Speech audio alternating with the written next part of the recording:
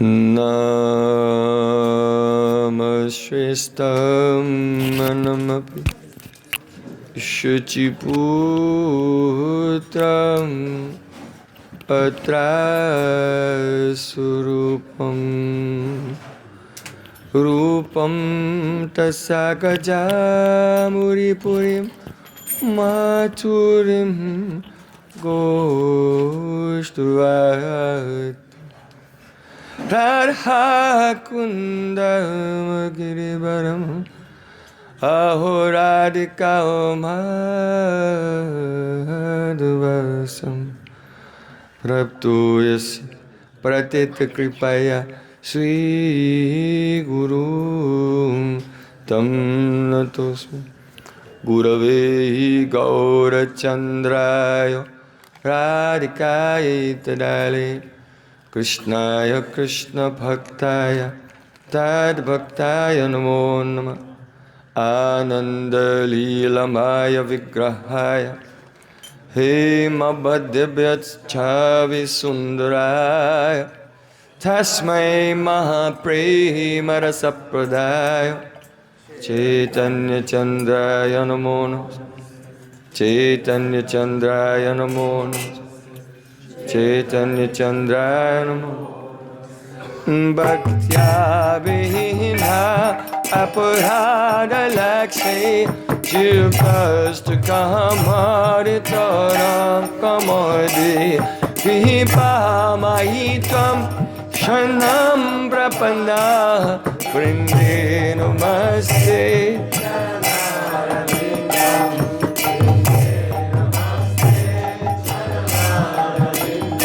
Govinda Damodara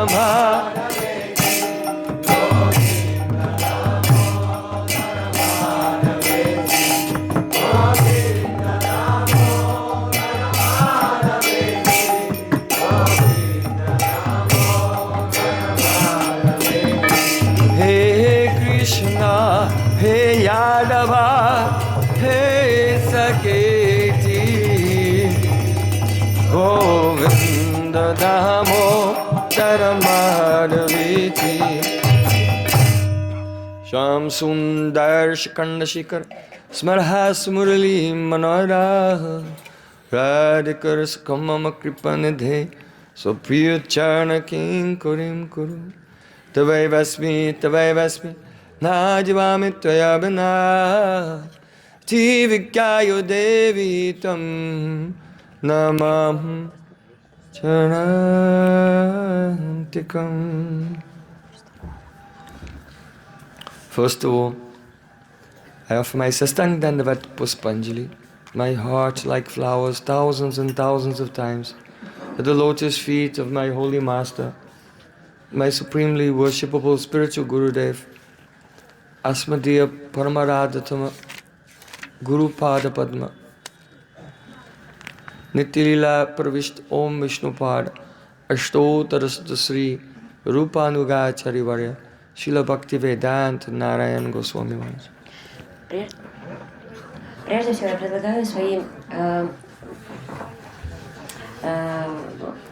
предлагаю свои шаштанга лот пушпанджали, свое сердце, подобно лепесткам цветов, тысячи и тысячи раз у лотосных стоп моего дорогого духовного учителя, который является объектом моего поклонения. Нитилила прави, что Ом Вишнупад, Аштотара Шат Шишима, Трупанугачари Вари, Шрила Бхактивиданта Нарайана Госвами Махараджа.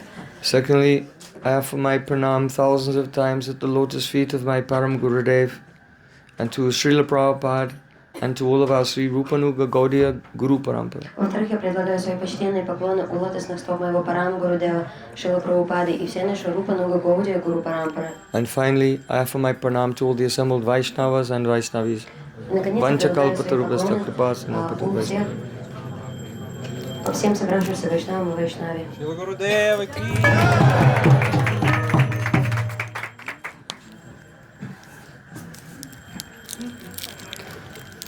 So today we are most fortunate to observe the divine appearance of our Prabhupada Srila Bhaktisiddhanta Sarasvati Thakura.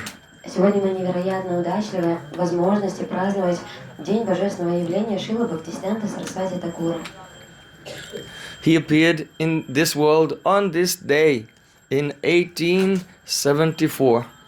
Он явился в этот самый день в 1874 году.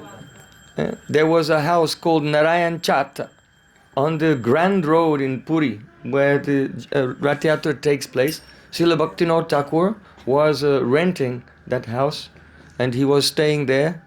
He was a High Court magistrate, and he was also the superintendent of the Jagannath temple. Шрила Бхактисиддханта Thakura жил в то время на Гранд-Роуде, на главной дороге, и дом его назывался Нараян Чата.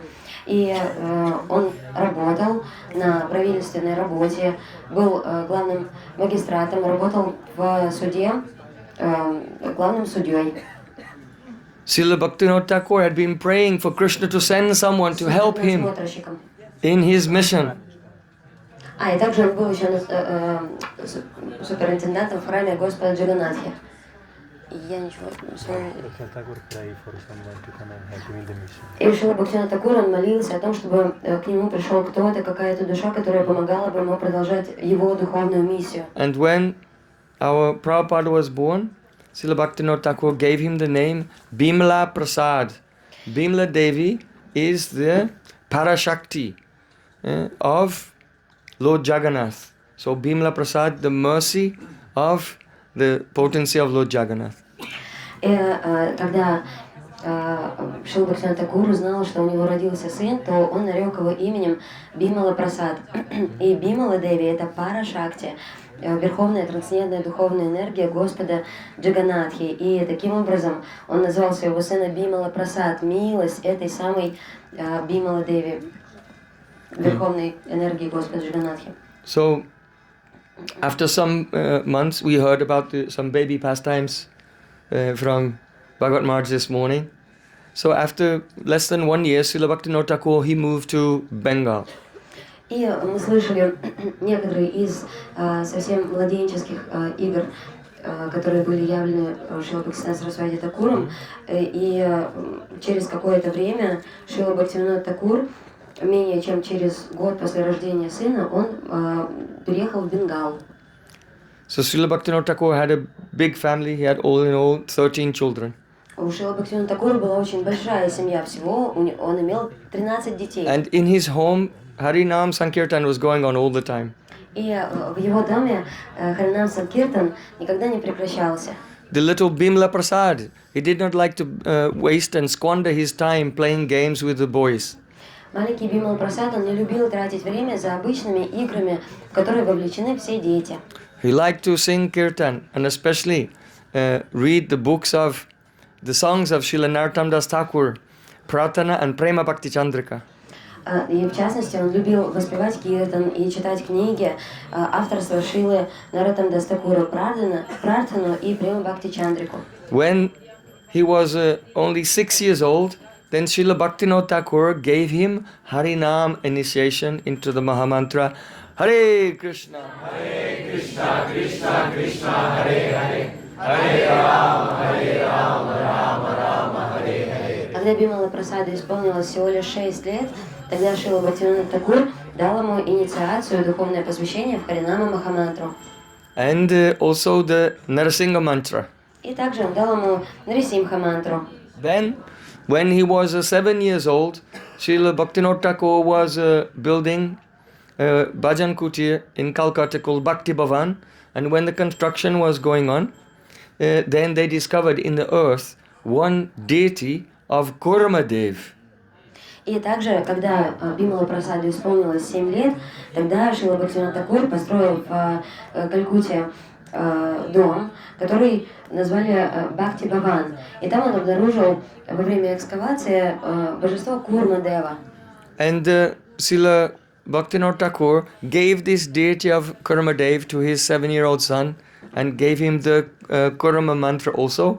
And he began to do puja every day to Kurma. И также Шрила Бхактивинода Thakur дал ему мантру. That means tortoise incarnation. Курмадеву — это инкарнация Господа в облике черепахи, и наказал ему совершать черепахи, да, и наказал ему совершать пуджу каждый день этому божеству Курмадева. So, What is the benefit of worshipping karma? А какой смысл, какое благо человек получает, если он курме поклоняется? In Bhagavad Gita, there Sri Krishna said, Yada samharate chayam kurman gani vasavashaha indriyat indriyate bhyas tasya pragya pratishtita.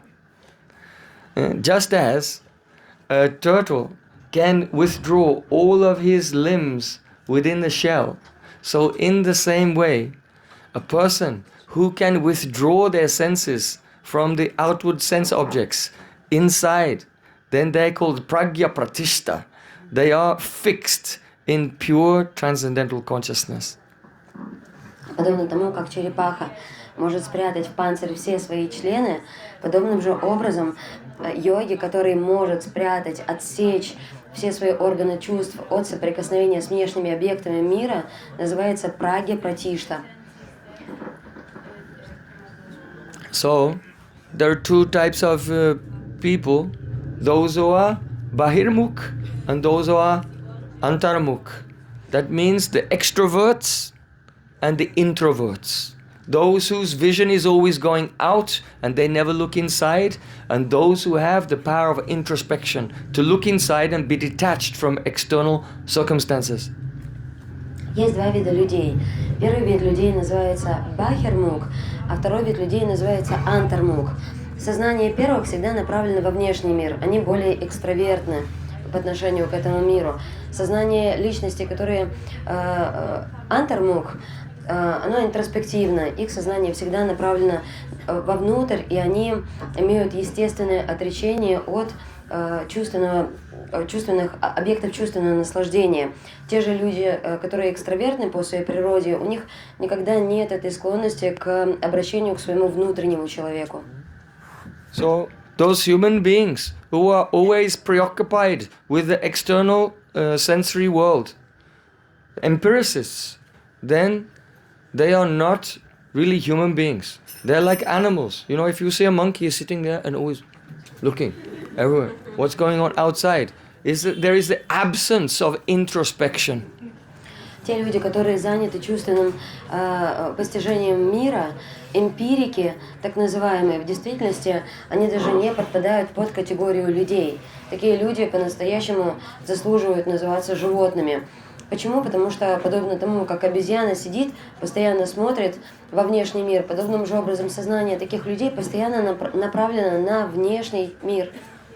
Oh, be like Ambarish Maharaj, though he was the king of the world, with unrivaled sovereignty. He never was involved and infatuated with external things. He considered the whole worldly experience to be just like a dream. And he was always looking within and beholding the lotus feet of Sri Krishna. So don't be the bahirmukh, turned away, an externalist. Не следует быть бахирмук, не следует быть такими экстравертами, внешними людьми, фокусирующимися на внешнем. Следует придерживаться примера, который являл нам Амбариш Махарадж. Несмотря на то, что он был царем всего мира, он имел абсолютный суверенитет, абсолютную независимость во всем, весь мир ему принадлежал, но никогда он не почитал объекты мира чем-то заслуживающим его внимания. Его чувства никогда не были погружены во внешний мир, и весь этот мир в действительности он почитал дымкой, все равно что сном, и всегда его сознание было погружено в лотосные стопы Шри Кришны. The main symptom of the extrovert is that they have their nose in everyone else's business. Главный признак экстраверта заключается в том, что нос такого человека всегда погружен в дела других людей. And because of that, what is in the heart, it comes out from the mouth, so they're always engaged in gossip and speaking the faults of others. И то, что в сердце такого человека находится, This is the main symptom of the bahirmukh, the extrovert. От избытка сердца говорят уста у такого человека. Он не может сдержать свои уста от сплетен, потому что сознание его погружено во внешний мир, и он начинает ходить и критиковать других. Parasubhava kamani na patangsati nindati sahasu pasyate swartat asatya biniveshataha. See, Krishna told Uddhav, don't praise and don't criticize the good and bad qualities of other people. Шри Кришна сказал Удаве, не следует прославлять и критиковать качества других людей. Because by this you will quickly lose your own artha, your swartha, your own direction in life. You will lose your own focus on your spiritual life because you have asatya binivesh. You are abhinivesh, absorbed in asat, temporary material things. Потому что благодаря этому человек теряет свою собственную свартху, ценность того, что он пытается обрести. И он отвлекается от подлинной цели жизни и становится погруженным в то, что асатья беневешита. Он становится погруженным в то, что асат, не истинное, материальное. The material, good and bad qualities of others are all coming from the gunas, the three gunas, the modes of nature. So if you're speaking about this, then you're just doing Maya Kirtan. Kirtan of Maya. Когда мы обсуждаем материальное, хорошее или плохое, любую материальную ситуацию, это говорит о том, что наше сознание пребывает в абсолютном колебании гун, в полной от них зависимости. И в таком случае человек погружается в Майя Киртан, Киртан, прославление иллюзорной материальной энергии. So, Srila Rupa Goswami Pad's first teaching, Vacho Vegam, control the urge to talk. Поэтому первое учение Шрила Рупа Госвами Пада — это вачо вегам, контролировать побуждение языка следует. If you check this tongue, then your chitta, your consciousness will become steady and we can become introverted. Antarmukh. Как мы сможем стать антарму, как мы можем стать интровертами? Если мы просто прикусим язык, тогда наша чита станет стабильной. So Prabhupada used to say, without prying into the frailties of others, we should criticize our own faults. И поэтому Шрила Прабхупада любил повторять, что без того, чтобы внедряться в дела других людей, нам следует разбираться прежде всего со своими собственными недостатками. And we can only do this, he used to say, stay far away from the extroverts of this world. Because by associating with them, you become like them. When you associate with those sadhus who have always internal vision, then you become calm and peaceful like them. И поэтому Шрила Прабхупада любил повторять, что следует отстоять далеко, держаться подальше от людей, чье сознание экстравертно. Такое общение не принесет нам никакого блага. Следует общаться с личностями, которые являются саду и которые погружены в вечное трансцендентное созерцание Господа. Тогда и наше состояние благодаря этому станет стабильным и умиротворенным. Just like if you have some dough and you roll the puri, then you put the puri in the ghee, it goes when it's raw. But when it's cooked, it floats to the top and is silent.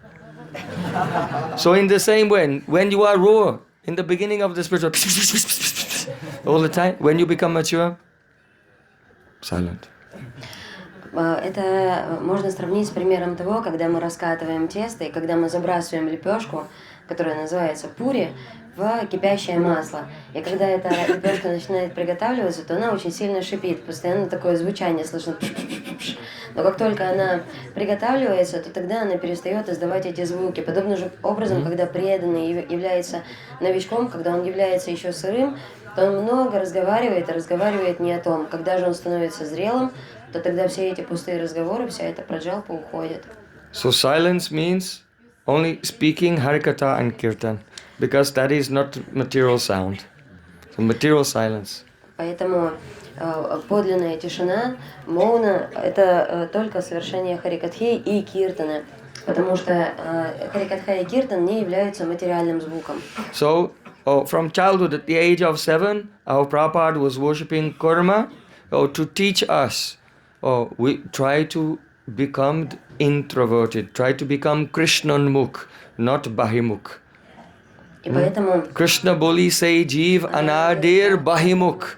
Atayeva maya tari diya sangsara dukh. Forgetting Krishna, a person becomes Bahimukh, extroverted. And because of this, Maya gives them so many miseries in the cycle of birth and death, samsara dukh. Поэтому с возраста 7 лет Шрила Бимала Прасад, он совершал поклонение божеству Курме для того, чтобы научить нас тому, как стать интроспективными, как погрузиться в своего внутреннего человека и стать Кришна-унмук. Забвение Кришны ведет нас к восприятию иллюзорного мира. И когда мы погружаемся в то, что является асад, материальным, то тогда майя дает нам свое наказание. When he was a boy, Srila Bhaktisiddhanta Thakura used to go and make a Namahata programs preaching here and there every night. And his son Bimala Prasad used to carry Srila Bhaktisiddhanta Thakura's copy of Bhakti Rasamrita Sindhu under his arm. And then when Srila Bhaktisiddhanta Thakur would sit down and he would put it in front of him and then sit in the front row and listen. Very attentively listen to Harikatha. Когда Бимала Прасад был еще мальчиком, то тогда в то время Шрила Бхактисиддханта Thakura, он занимался проповеднической миссией, и он всегда брал на проповедь с собой своего сына. И он говорил ему взять его копию книги Бхакти Расамрита Синду, тот брал ее, закладывал себе под мышку, и когда они приходили, достигали места, где должна была проходить лекция, тогда Бимала Прасад садился в первый ряд напротив Шрилы Бхактисиддханта Thakura и смотрел и слушал, как тот дает лекцию. He was a brilliant student. Он был отменным учеником. He was so expert in mathematics and astronomy. В математике, в астрономии он преуспевал. Because without mathematics you cannot make all the astrological calculations. Потому что, не зная математики, никакие астрологические калькуляции провести не сможет человек. So at the age of 15, he translated and published the ancient Sanskrit treatise on astronomy, Surya-Siddhanta, with some comment as well. И в возрасте 15 Age лет, 15. можете ли вы себе представить, в возрасте 15 лет он перевел очень сложный древний трактат по астрологии, который называется Сурья-Сиддханта. Он не только перевел, но также написал свои комментарии. If you will read his introduction to that book, you cannot believe it. You think it is written by a 75-year-old dean of a university. На самом деле, It is so mature and so clear and so powerful, so eloquent. It's inconceivable that a 15-year-old boy could write this. На самом деле непостижимо, что 15-летний мальчик, он сумел написать подобный текст. Если вы просто прочитаете введение в эту книгу, то будет ощущение того, что вы читаете не 15-летнего подростка, а 75-летнего какого-то профессора очень серьезного университета. Настолько зрелые речи он говорит, настолько ясным языком, настолько сильные слова, настолько красноречиво он выражается. Even this comparison does not do him justice, because in his writing and comments, he was correcting the misconceptions of the professors in Calcutta University. И на самом деле даже несправедливо сказать, что это нечто обыденное, какой-то обыденный текст, потому что он настолько удивителен, что по-настоящему он там не только пишет что-то свое, но он также и правит калькутских университетских профессоров. They offered him the chair of the department of astronomy at the University of Calcutta. В университете Калькутта они предложили ему кресло декана. Это декан называется, да? Кресло декана по астрономии. When he was at university, in the afternoon, he used to go to Beeden Park, which was a place nearby where all the intellectuals used to gather and they used to have debates. Когда наступало время обеда, то он приходил в один парк, где собирались различные интеллектуалы и между собой устраивали дебаты. And he would debate philosophy and politics and different things with the intellectuals there. И с различными интеллектуалами он вступал в споры касательно политики, философии. And he made one debating club called the August Assembly. И он создал один философский клуб, который назывался Августовская ассамблея. You know what August means? Знаете, что август означает? August means dignified. Это означает достопочтенный. August means, usually August we don't associate with young people, because August is when the summer is coming to an end and all the crops have become ripe. Now it is August. So when a person is mature and ripe, they are August. Что такое август? Август это не просто месяц в году, это не что-то молодое, но когда лето подходит к концу, то тогда все плоды, весь урожай начинает поспевать. When you see Srila Prabhupada, you think, yes, August, yes. И поэтому, когда мы говорим слово «август», то автоматическим образом мы подразумеваем личность, которая очень зрелая, которая очень спелая. И если мы посмотрим даже на портрет Шрилы Прабхупады, мы действительно можем заключить, это август. But he was August when he was a teenager at college, Но which is the opposite of teenagers at college these он days. стал августом вообще в противоположном для Августа возрасте, еще будучи подростком, когда ему было 15 лет.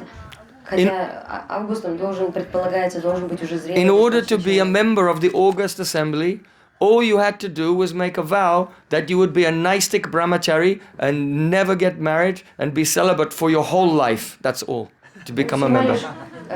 Для того, чтобы стать членом этого клуба, всего лишь надо было дать обет о том, что ты будешь Наиштика брахмачари всю свою жизнь. То есть никогда не познаешь женщину, никогда не будешь ни с какой женщиной иметь связь, никогда не женишься. Вот так.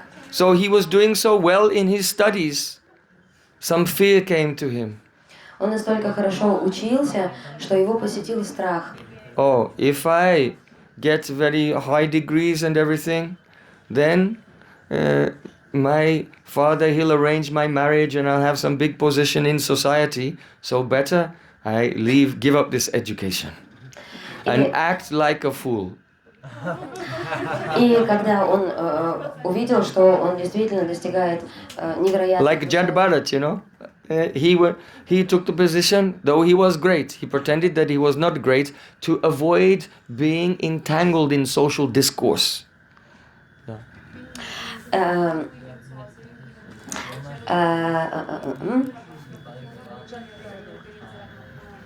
Когда Шрила Бхактисиддханта Сарасвати Thakura увидел, что он действительно успевает более чем хорошо по всем предметам, то тогда его посетил страх о том, что если он будет так хорошо учиться, если он достигнет какого-то большого положения в обществе, то тогда у его папы, возможно, появится желание женить его, и тогда он действительно пойдет на какую-то мирскую работу и просто будет жить жизнью материалиста.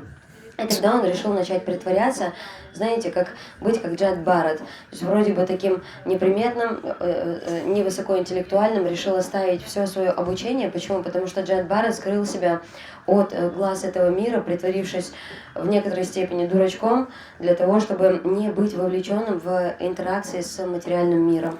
So, he gave up his education. He said, I have not come to this world to count the stars. Он оставил свое образование, сказав, что я не пришел в этот мир для того, чтобы считать звезды. Human life is for bhakti. So I'll get myself some simple work, simple occupation that doesn't take up very much time, and I can dedicate myself to chanting Harinam and the activities of pure bhakti. И тогда он сказал, что жизнь предназначена исключительно для совершения бхакти, практики преданного служения. И тогда он для себя решил, что я найду какое-то простое себе занятие, которое позволит мне себя поддерживать, и большую часть времени я буду уделять воспеванию Харинама. So the king of Tripur, his name was Radha Kishore Maharaj. Царя Трипура той местности звали Радha Kishore Maharaj. And he had a son named Brajendra Kishore, the prince Brajendra Kishore Rajkumar.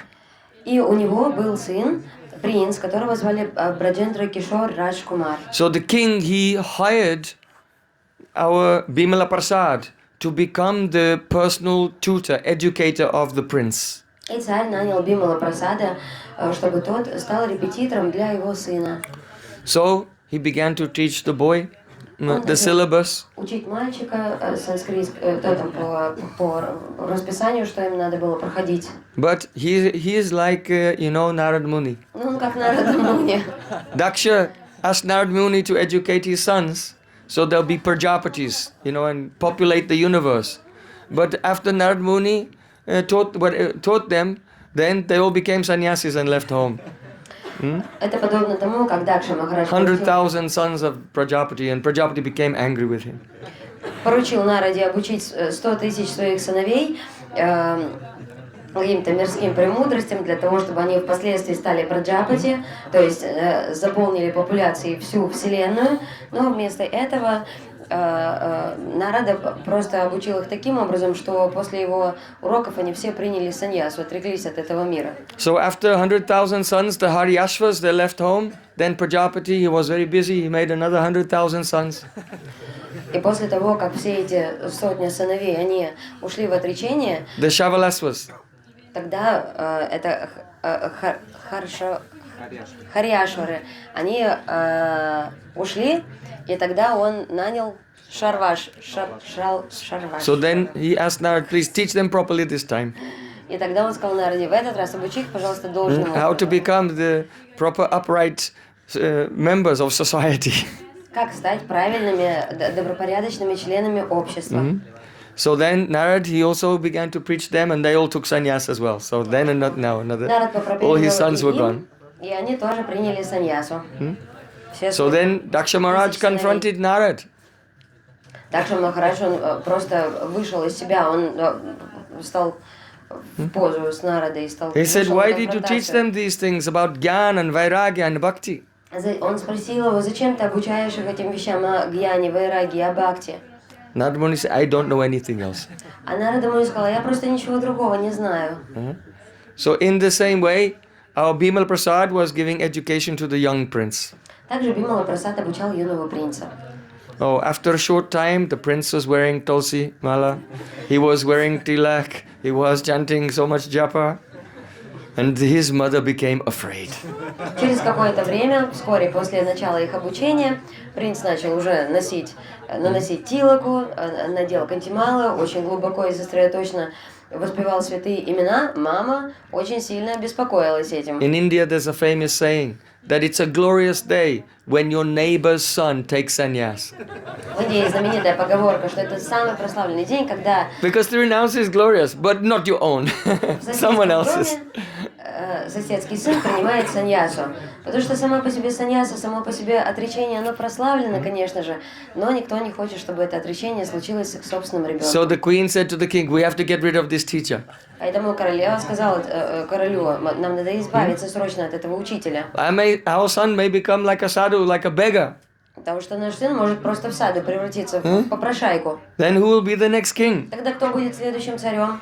So then, though the king was reluctant, but he asked Bimala Prasad, I want to request you that you give up this job of teaching my son, but though I am firing you, I want to keep you on full salary. I'll continue to pay you your full salary, just don't come here again. И царь с большой неохотой, он вынужден был пойти на разговор с Бимала Прасадом, и он сказал ему, я вынужден тебя попросить, чтобы ты ушел, чтобы ты оставил, сложил свои обязанности, и несмотря на то, что я тебя увольняю, но все-таки я буду выплачивать тебе полную зарплату, просто не приходи сюда. And the king continued to send him that salary for many years, even when he was chanting his 3 lakhs Harinam every day from 1905 to 1910. For about half of that time, the king was still sending, and then he sent a message, okay, no, don't send anymore. И на самом деле эту зарплату царь высылал в течение очень многих лет. Даже в тот момент, когда Шрила Бхактисиддханта Сарасвати Thakura уже совершал свою намаврату с 1905 года по 1915 год, он повторял 3 лака святых имен. До половины этого времени царь присылал эту зарплату. И в конце концов, в какой-то момент Шрила Бхактисиддханта Сарасвати Thakura сказал, спасибо, больше не надо. Остановил его. So, Srila, our Bimala Prasad told the king, he said, yes, I am ready to vacate this position because what I came here to do, I have done. И Бимала Прасад с легкостью согласился со своим уходом. Он сказал, ничего страшного, что вы меня увольняете. Та миссия, с которой я пришел к вам, она уже выполнена. You see, in the palace, the king had a huge library. В чем заключалась эта миссия? В том, что у царя в королевстве была огромная библиотека. Of very rare and important books. Там содержались очень редкие и важные книги. So he said, I have read all the books in your library. This is the first thing I wanted to do. So I have completed the study of all those books in your library while I was here. And secondly, I have put the Bhaktilata Beej in the heart of your son. and it is indestructible, it will be there forever. So now I have done these two things, I'm ready to go. И он сказал, поэтому первое, зачем я сюда пришел, я выполнил это, я хотел прочитать все эти редкие важные книги в вашей библиотеке, и я это сделал. И второе, я вложил в сердце вашего сына Бхакти Лата Бич, лиану преданности Бхакти. И поскольку это Бхакти Лата Бич, поскольку эта лиана преданности нерушима, поэтому она навеки вечно останется в сердце вашего сына. So he gave up that job. Поэтому я готов уходить, и он сложил свои обязанности. After some time, Srila Bhaktivinoda Thakur, he was giving lectures at the Bhakti Kutir in Jagannath Puri. Через какое-то время Шрила Бхактивинода Thakura в тот... Just next door to the Bhajan Kutir of Jagadananda Pandit in the Satasan Road. Через какое-то время Шрила Бхактивинода Thakura, он в то время давал лекции в Бхакти-Кутире. Это находится неподалеку от того места, где жил Джагадананда Пандит в Сатасана-Тиле. Many persons were coming to hear the Katha of Srila Bhaktivinoda Thakur. It was completely full. И многие люди стекались на лекции Шрила Бхактивинода Thakura, его программы были невероятно популярны. So then, after some time, he was sent on government service out of the city to serve in another part of Orissa, and he told Bimala Prasad, while I'm away, you should continue the classes. И через какое-то время по правительственному наказу, по своим государственным делам, по делам службы, он был вынужден уехать в другую часть Орисы на какое-то время, и тогда он обратился к Бималу Прасаду с просьбой о том, чтобы тот какое-то время давал классы вместо него. So then, our Bimal Prasad was giving class every day to the audience of Srila Bhaktivinoda Thakur. И тогда наш Бимал Прасад начал давать каждодневно классы аудитории Шрила Бхактивинода Thakura. So after some time, Srila Bhaktivinoda Thakur came back, and there was only 2-3 people there.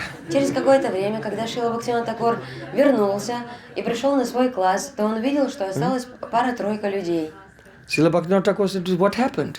Шрила Бхактивинода Thakura спросил, So many people were coming. А что случилось? Так много людей приходило на лекции. Prabhupada said, day by day, one by one, they were getting up, they were walking out, they were leaving, and slowly, there were only these few were left. Бимал Прасад ответил, что день за днем, один за другим, эти люди уходили, их становилось все меньше и меньше, до тех пор, пока не остался вот 1, 2, 3. Because they could not tolerate to hear the truth. Потому что они не могли стерпеть правды. So better to have an empty cowshed than a cowshed full of sick cows. Поэтому лучше иметь пустой коровник, чем коровник полный больных коров. Many persons, they try to water down the philosophy in order to increase the size of their audience. Многие люди, они жертвуют философией, размывают ее для того, чтобы увеличить количество посещаемости на лекциях. So this is only the association of the vanchita and vanchaka, the cheaters and the cheated. The speaker is cheating and the hearers are cheated. И это отношение между ванчитой и ванчика. Аудитория обманута, и тот, кто с ней говорит, их обманывает. So better than having thousands of followers all sick with the disease of the material sense gratification, better to have a few followers who are healthy in spiritual life. Because then the sampradaya can go on. Поэтому чем иметь тысячи учеников, которые больны материальной болезнью чувственного наслаждения, лучше иметь одного-двух, но по-настоящему преданных личностей, потому что только тогда сампрадая сможет продолжать существовать. So Srila Bhaktisiddhanta Thakur, he used to say that because Srila Bhaktivinoda Thakur was writing many books and he would give the manuscripts and our Srila Prabhupada would edit them. So he said that my father taught me how to proofread. И Шрила Бхактивинода Thakura, на самом деле Шрила Бхактисиддханта Сарасвати Thakura, он любил это повторять, что мой папа, Шрила Бхактивинода Thakura, он писал очень много книг. И сам Шрила Бхактисиддханта Сарасвати Thakura, он их всегда редактировал. И поэтому он сказал, что мой папа научил меня тому, как редактировать книги. But I am not only a proofreader of books, I am a proofreader of men. Но сам Прабхупада о себе говорил так: я не только являюсь редактором книг, я также являюсь редактором человеческих душ. And I proofread their hearts. И я редактирую их сердца. I was born under the sign of the Kakarashi. Я родился That means Cancer the crab. под знаком Каркараши, это означает краб. So it is my nature when I proofread a man and I see in his heart that there is anything against Rupa Goswami's definition of bhakti, anya bilashta shunyam jnana kamadhyanavitam anukulyena krishna nushilam bhakti uttama, then like the cancer the crab, I pinch it. И поскольку я родился в Каркараше, поскольку я родился под знаком краба, поэтому, когда я вижу, что какой-либо человек антагонистичным образом настроен против определения Уттама Бхакти, написанное пером Шрилы Рупы Госвами Пада, то тогда я не могу сдержаться, и я начинаю отсекать все эти ложные концепции. This is the correct occupation of a sadhu. The material desires of the audience, they're like so many goats standing in a line at a goat sacrifice. And the sadhu is like the sacrificial priest, standing with the upraised chopper, and as he's speaking, he's sacrificing the goats of the material desires of everyone in the audience. И саду таким по-настоящему и должен быть, потому что у аудитории может быть множество материальных желаний, но все эти материальные желания, они стоят подобно козлам, выстроившись в очереди на жертвоприношение. И саду, он подобен священнику, который держит в руках топор, и этим топором он отсекает головы этим козлам материальных желаний. And if a sadhu flatters the audience, oh, you are all so great, then he becomes their enemy. И если саду начинает льстить аудитории, то тогда он становится по-настоящему ее врагом. If I will desist from speaking the truth out of a fear that someone may not be pleased with it, then I immediately become the agent of untruth and the enemy of the Vedas. И Шрила Бхактисиддханта Сарасвати Thakura говорил, что если я хоть на миг отвлекусь от правды из страха перед мнением других, перед тем, что скажут другие люди, то я тут же стану врагом всех вед, и тут же я стану слугой Майи. So after some time, in the year 1900, our Bimala Prasad met for the first time Srila Gokishore Das Babaji Maharaj. Через какое-то время, в 1900 году, Шрила Бхактисиддханта Сарасвати Thakura повстречался с Горой Кишор Дас Бабаджи Махараджем. Where at Swananda Sukhada Kunj there in Godrum Dweep. We Где went. в Свананда Сукада The house Кунджи, of на Srila Гудрум Bhaktivinoda. Двипе, в доме Шрилы Бхактисиддханта Thakura. And then Bimala Prasad, watching the personality of Srila Gokishore Das Babaji Maharaj, he said, oh, myself, I have so many defects and weaknesses, and in others I also saw their defects and weaknesses just like me. But when I met Srila Gokishore Das Babaji Maharaj, here I saw a person who was completely pure, completely free from all duplicity, and fully dedicated to the service of Srimati Radhika. И Шрила Бхактисиддханта Сарасвати Thakura позднее он свидетельствовал, что, наблюдая за природой Шрилы Горы Кишор Дас Бабаджи Махараджа, он сам признавал, что он одолеваем различными слабостями и различными дефектами, которые он имеет возможность наблюдать не только в себе, но также и в людях, которые его окружают. Но, тем не менее, когда он встретился с Шрилой Горой Кишор Дас Бабаджи Махараджем, он увидел, что это абсолютно безупречная личность, абсолютно чистая личность, которая лишена всяческого лицемерия. И с огромной преданностью совершает служение лотосным стопам Шримати Радхарани. So many gurus, they would be very eager to have a disciple so learned, so qualified, so influential, and the son of the famous Bhaktivinoda Thakur. But when I approached Srila Gokishore Das Babaji Maharaj, he showed no interest at all.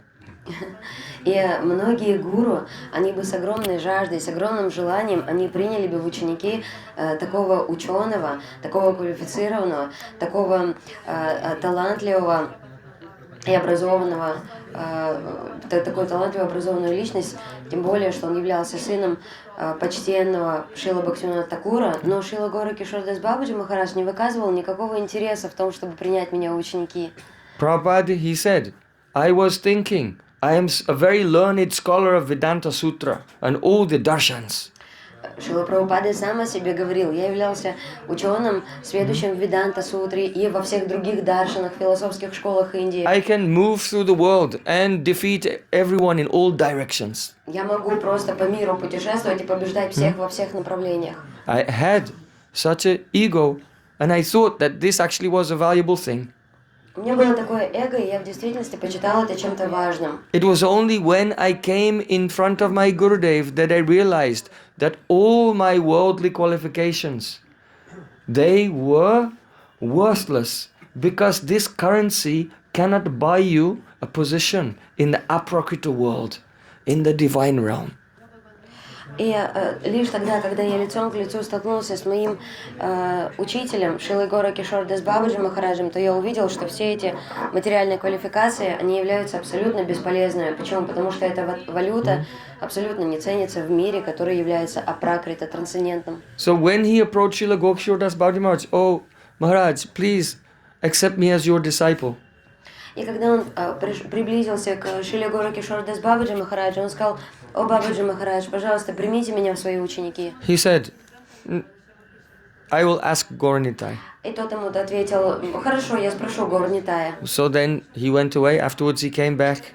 Maharaj, please accept me as your disciple. Бимала Прасаду пришлось уйти, но потом он вернулся снова и снова попросил: «О Махарадж, пожалуйста, возьмите меня в ученики». What did Gauranitai say? А что Гаурнитай сказали? Oh, I forgot to ask them. Да я забыл их спросить. Again he went away. Снова он ушел, Again he came back. снова вернулся.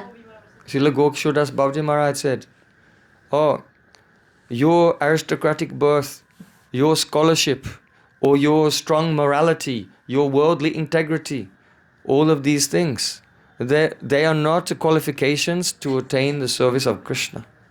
И тогда, когда он вернулся снова, Шрила Горакишор Дас Бабаджи Махарадж сказал ему: твое аристократическое положение, твоя ученость, твоя сильная моральность, вся твоя целостность не являются должной квалификацией для того, чтобы совершать служение лотосным стопам Шри Шри Радхи и Кришны. So Babaji Maharaj was just neglecting him. Бабаджи Махарадж просто им пренебрегал. And this was the process of the humility. Это был процесс вырабатывания смирения. Srila Bhaktisiddhanta Thakur said, gradually, I came to understand that really I am completely insignificant. И Шрила Бхактисиддханта Сарасвати Thakura позднее говорил, что постепенно я пришел к осознанию того, что я абсолютно незначителен. It's very easy to get caught up in all the hype. If everyone is telling you are great. Очень легко прославиться, когда все тебя так... Очень легко... Как это сказать, получить популярность, когда все тебя прославляют. Like Srila Sanatana Goswami Pads, he said, Apanara hita hita kichuna jani, gramyavaraha pandit tai satyamani. He was the prime minister in the government of the Emperor of Bengal. He was a fabulously wealthy person. But he came to Mahaprabhu and said, I don't know what is beneficial for me and what is detrimental for me. In society, everyone says I'm a great pandit. And I am so foolish that I listen to them and I agree. But the truth is, Kayami Kenyamai Jaritapatrai. Who am I?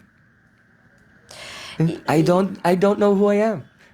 You can be so educated, have so many degrees, but what is your name? I mean the name of your soul. What is your swarup in Krishna Leela? Do you know? So that's the first thing. If you go somewhere, you have to fill in a form. It says name, but you don't even know your name. So what is the question of education? So he realized this. I am insignificant. I don't know anything. И это подобно тому, как Шрила Санатана Госвами Пад сказал, он рассказывал свою историю, что он был премьер-министром в Бенгале, занимал очень высокий пост и был баснословно богат. Но сам он сознавался, что я в действительности не осознавал, что является подлинным благом для меня, что является рушительным, губительным для меня. И я настолько глуп, что все меня зовут пандитом, великим ученым. И я действительно настолько глуп, что я этому верю. Я начинаю соглашаться с этими людьми. Но в действительности я отдаю себе отчет в том, что я не обладаю никаким образованием. кто я такой, как меня зовут, зачем я родился. И в действительности по-настоящему каковым является, какую пользу человеку приносит материальная образованность, если он не знает даже имени своей собственной души. Куда бы вы ни приезжали, в какой бы отель вы ни приехали, всегда вам там надо заполнить си-форму. И когда вы заполняете ее, первое, о чем вас спрашивают в этой анкете, это как вас зовут. И если вы не знаете, как вас зовут в обители, в Святой Даме Шри Кришны, то тогда какой толк в этом материальном образовании? So, Srila Gokishore Das Babaji Maharaj, from the worldly perspective, he was illiterate. He could not read and write. И с точки зрения материального восприятия, Шрила Гуру Кишор Дас Бабаджи Махарадж, он был безграмотным, он не умел ни читать, ни писать. And the greatest scholar in the world at that time is trying to accept him as guru. И великие ученые того времени, они хотели принять его своим гуру. Because he's not coming to guru to get any worldly thing. He only wants to attain the bhav in the heart of Gokishore Das Babaji Maharaj. Vipralambara sambodhe padambu jayate namaha. He was just like Raghunath Das Goswami weeping.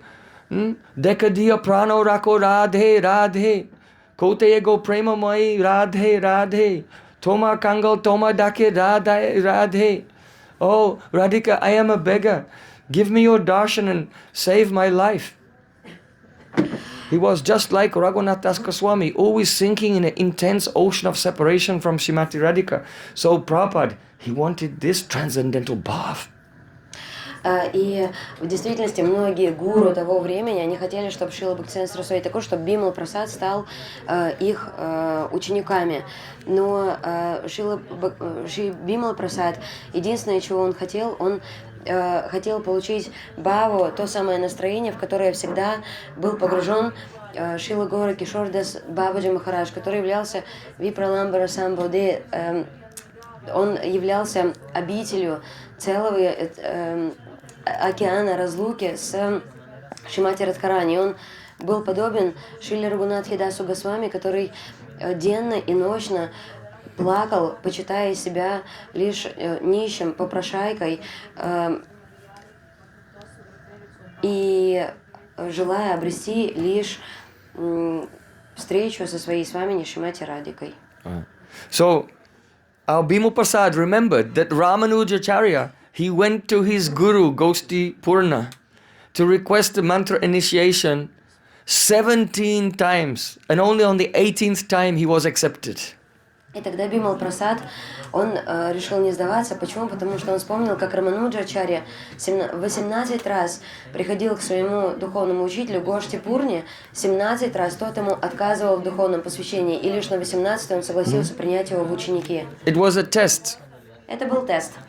So he began to do a very austere brat, Chandrayan brat. И тогда он начал совершать очень аскетичную врату, которая называется Чандраяна врата. Reducing, only eating one bite of rice according to the cycle of the moon. И он стал вкушать. So when 5 bites, 4, 3, 2, 1, fasting, then 1 bite of rice the next day, then 2, like this, following the phases of the moon. Согласно фазам Луны, он начал совершать эту Чандраяна врату.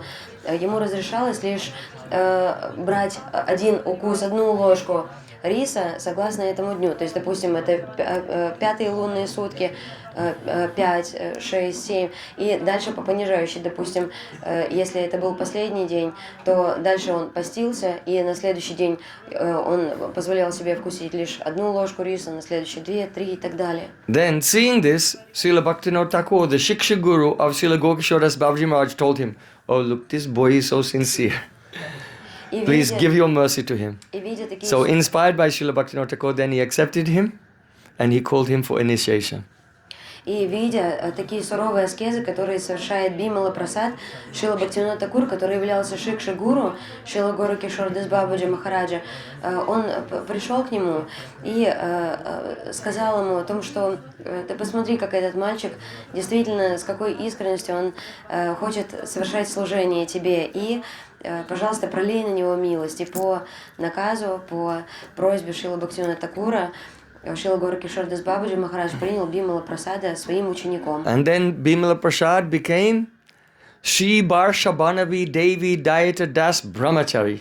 That was his initiated name. Бимала Прасад, после инициации он получил имя Шри Баршабханави Деви Дайата Дас Брахмачарья. So Srila Bhaktisiddhanta Thakur acquired a small piece of land in Mayapur and made a hut there, and he told Bhima Prasad, you can stay there and you can chant and read. И в какой-то момент Шрила Бхактисиддханта Thakura приобрел маленькую землю в Майпуре, построил там хижину и сказал Шри Баршабханави Деви Дайата Дасу, что ты можешь жить в этой хижине и совершать баджан. Srila Bhaktisiddhanta Thakur was very worried about his son. Шрила Бхактисиддханта Thakura очень переживал за своего Srila сына. Bhaktisiddhanta Thakur was very successful and influential in society, and he used that to influence others and inspire them to come to bhakti.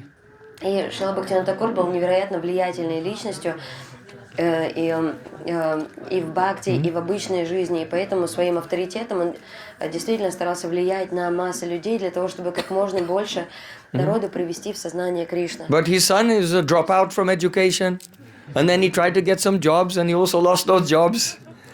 So, just like a father, even if the son is very qualified, he always feels this, due to love, he always feels, my son is foolish, and he's very worried about him. И получается, Бимала Прасад начал получать образование, бросил образование, получил работу, оказался уволенным.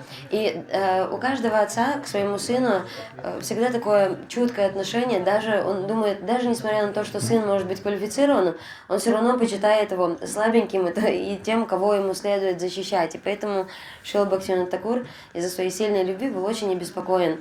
So, actually, this type of very close relation with Guru and Vaishnavas, like family relationship with a natural affection, this is the most powerful type of relationship.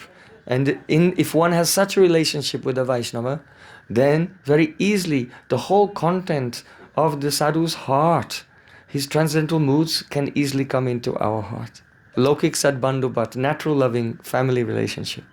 На самом деле, вот такие близкие, подобные семейным отношениям, логик Садбанды Ватсамбанда с чистым вайшнавом являются самой могущественной составляющей в нашей духовной жизни. И если нас связывают такие отношения с саду, то тогда те бхавы, которые саду испытывают в своем сердце, они могут естественным образом, благодаря природе этих отношений, пересечь в наше сердце. Just like my Param Gurudev Srila Bhakti Pragyan Keshav Maharaj. We described how my Gurudev was bringing all the bricks from the Ganga to build Devananda Gaudiya Math. Подобно тому, как Шрила Бхакти Прагьянта Кешава Госвами Махарадж, мой Парам Гурудев, поступал. Мы слышали историю о том, как мой Гурудев Шрила Бхактивиданта Нараяна Госвами Махарадж, он носил кирпичи с Ганги для того, чтобы построить Девананда Гаудия Мат на своей голове. So even though my Gurudev, Srila Vaman Maharaj, Srila Trivikram Maharaj, they were very, very qualified. But their Gurudev, Srila Bhakti Pragyan Keshav Maharaj, he has such parental love for them. He thinks, he told them, you should build this building, Devananda Gaudiya, but don't use cement, use mud. Because in the future, after I am gone, I don't know if you'll be able to keep this thing going, so at least you can sell the bricks and get some money back. И несмотря на то, что эти трое, мой Гурудев и Шрила Бхактивиданта Вамана Госвами Махарадж, Шрила Бхактивиданта Тривикрам Госвами Махарадж, они были невероятно квалифицированными личностями и истинными вайшнавами. Но Шрила Бхакти Прагьян Кешава Госвами Махарадж, его сердце переполняли такие сильнейшие чувства родительской любви к ним, что в то время, когда строился Девананда Гаудия Мат, он всем троим сказал, будучи очень сильно обеспокоенным за них, когда будете строить, не кладите цемент между этими кирпичами, положите глину, потому что когда я уйду, возможно, вы не сможете поддерживать этот мат в достатке, тогда хотя бы сумеете продать кирпичи, и будет какая-то польза. Mother's love is so intense, even when you are 50 years old, she still thinks you're a child. Материнская любовь настолько велика, настолько сильна, что даже когда вам уже 50, мама все равно почитает вас ребенком. So Guru has more love than millions of mothers. А Гуру вас любит больше, чем миллионы мам. So this is the relationship. You know how Bhaktivinoda Thakur was thinking, oh, he is so useless. Let's just stay in this hut here and chant.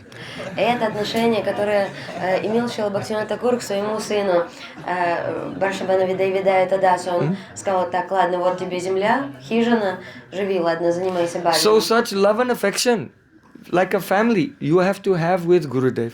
И такую любовь, такую привязанность, очень близкую, вам надо иметь со своим духовным If you учителем. only have the conception of superhuman opulence, oh, my Gurudev, he is like Narada Muni, he can fly in the sky. Е- Если у вас будет такой айшвария взгляд на Гурудева, если вы будете почитать его сверхчеловеком, подобным Нарада Муни, умеющим летать через время и пространство, He's like Superman, bullets just bounce off him. он просто супермен, если ему пуля попадет, он отскочит. So this conception to Gurudev, okay, it's good to have faith and know that Gurudev is great. But we should try to serve Vishrambena Guru Seva with Vishesh Rupen Shraddha, with a strong faith, just like any son. He thinks, oh, this is my father. Everyone, they has their own father, but this is my father. He is the one who has raised me. So in the same way, so many acharyas came in this world. So many incarnations of the Lord came in this world. Even Chaitanya Mahaprabhu came in this world. But I was still here. Only my Gurudev came and he grabbed me by the sika and he pulled me out of the ocean of material existence and made me taste the nectar of service at his lotus feet. И эта концепция, она является очень важной для нашей духовной жизни. Это очень важно иметь такое отношение Вишрамбена Гуру Сева, совершать служение с Вишрам Бабавой, с такими сильными эмоциями любви. Потому что, конечно, можно иметь сильную веру в Гуру, но лучше иметь отношения, подобные семейным. Как к своему папе мы относимся. Мы понимаем, что это тот человек, который нас взрастил, который нас вскормил. И тем более, несмотря на то, что в этот мир уже приходили другие великие ачарьи, несмотря на то, что в этот мир приходили различные инкарнации, аватары Господа, несмотря на то, что пришел сам Верховный Господь в облике Шри Чайтаньи Махапрабху, но я все еще оставался в этом мире, и лишь мой Гурудев схватил меня за шику и вытащил меня из этого бушующего океана материального существования и заставил меня припасть к лотосным стопам Шри Радхи и Кришны. So in 1914, Srila Bhaktivinoda Thakur left this world, and then in 1915, Srila Gokishodas Babaji Maharaj left this world. В 1914 году Шрила Бхактивинода Такур оставил этот мир, и в 1915 году Шрила Горакишордас Бабаджи оставил этот мир. Then, a few years later, about 1918, Srila Bhaktisiddhanta Thakur, he took sannyas from a photograph, from a picture of Srila Gokishodas Babaji Maharaj. И через несколько лет, примерно в 1918 году, Шрила Бхактисиддханта Сарасвати Такур он принял саньясу от фото Шрила Горакишордас Бабаджи Махараджа. Some people say, oh, he took the sannyas from a photo, he's not following the six Goswamis. И некоторые люди стали критиковать Шрила Прабхупаду за это. Они говорили, он от фото получил саньясу, он не уважает Госвами. But actually the six Goswamis, when they became renounced, they did not receive it from anyone. Но на самом деле, когда шестеро Госвами ушли в обет отречения, они не получали никого официально. Sanatana Goswami was Никакой церемонии официальной не in случилось. Kashi. He just took a second-hand used dhoti from Tapan Mishra. He ripped it up and made his bahirvas, uttari and dorkopin from one grihastas dhoti and put on himself. Why? Because he's a swabhavik paramahamsa, a natural paramahamsa. There was no need of an official ceremony. So actually, though it looks outwardly, what Prabhupada did was different from the Goswamis. Internally, it was the same because he is a swabhavik paramahamsa. И подобно тому, как когда Санатан Госвами находился в Каше, и он остановился в доме Тапан Мишры, и что он сделал? Он взял его какие-то поношенные одежды, при том, что Тапан Мишра был сам грехаста вайшнавом, и он сделал себе такие одежды отреченного Бахирвас, Утари и Дорка Упину. И почему он это сделал? Потому что он был свабавик парамахамса. Ему не нужны были для взращивания отречения никакие церемонии. Подобным же образом и Шрила Бхактисиддханта Сарасвати Такур, он был свабавик парамахамса, естественной, возвышенной, отреченной личностью. And he established the first Gaudiya Math, the Chaitanya Math there in Mayapur, at the place of Chandrasekhar Bhavan, where he had done his intense bhajan for 10 years. И свой первый Гаудия Матх он установил в Навадвипе, в доме в той местности, где располагался Чандрашикар Бхаван. There was so much confusion about what is Raganuga Bhakti. В те времена было очень много сбитости с толку о природе подлинного Рагануга Бхакти. Because persons, they were studying the Shastra, they were very learned, they could quote all the books of the Goswamis, but they were taking everything in the Agyurudhivriti, not in Vidvatrudhivriti. Личности, которые изучали шастры, они по-настоящему были сведущи в них, они все знали на зубок, но осведомлены они были только обо всей этой реальности с позиции Агирудиврити, не Видвадрудиврити. So Srila Bhaktisiddhanta Thakura,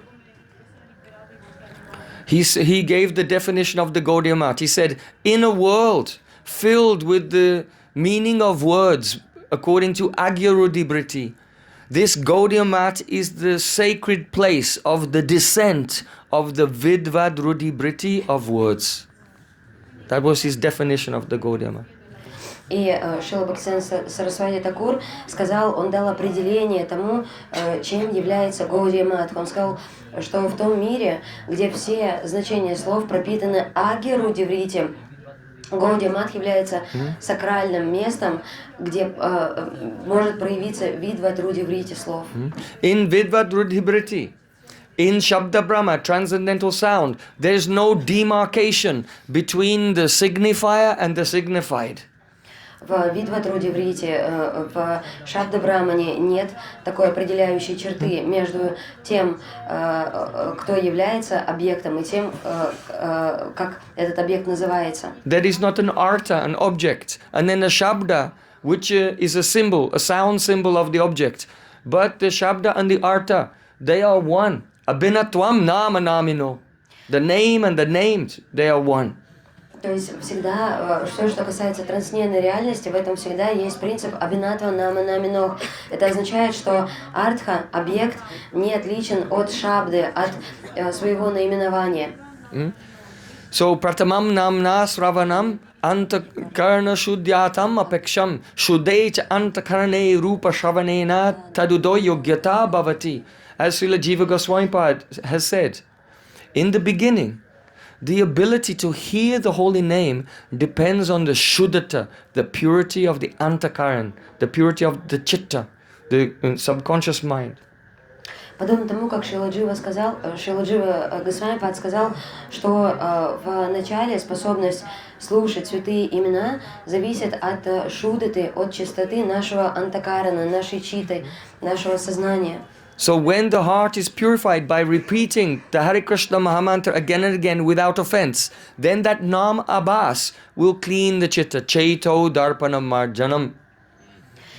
Когда сердце очищено от повторения этой Махамантры, то тогда Намабас, тень святого имени, очистит наше сердце от оскорблений.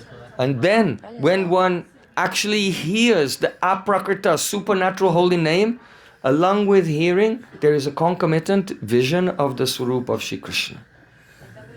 И когда человек будет воспевать Апракрита, трансцендентное святое имя, то тогда он будет представлен этой Сварупе Шри Кришне. And then his form, his qualities, his associates, and then your service and the pastimes. И тогда in его a sequence.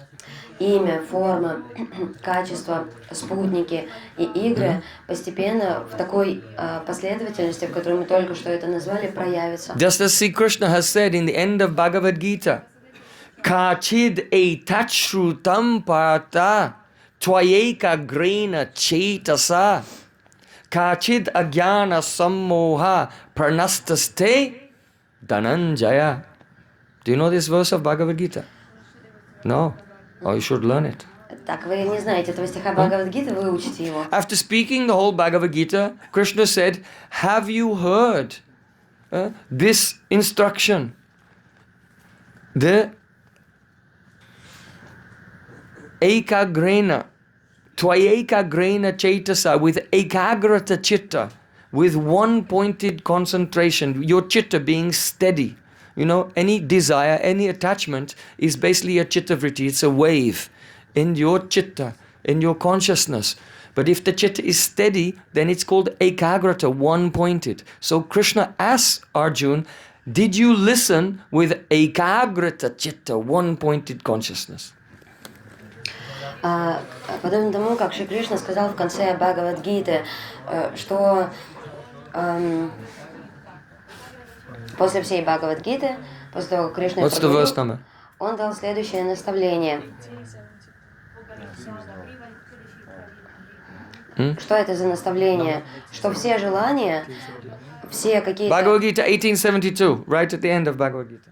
Это 18:72 стих, 18 глава, 72 стих. По сути, все наши желания, все наши чаяния являются читта-врити, волнами, которые вздымаются в зеркале нашего ума.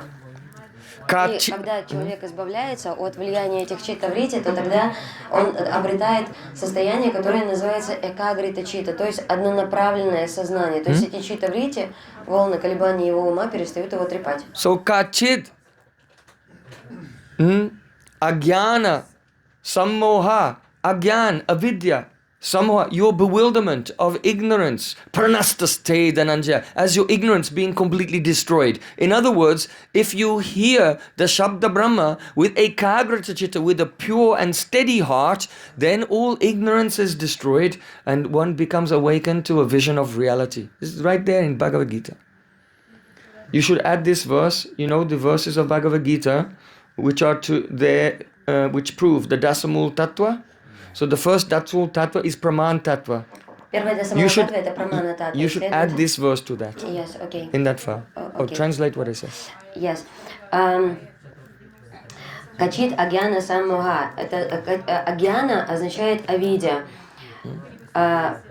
Пранашасте дананджая. Когда авидя разрушается в человеке, то тогда он обретает экагриты читу, которая вымывает всю нечистоту из сознания человека. И тогда человек становится способным, квалифицированным к постижению духовной реальности.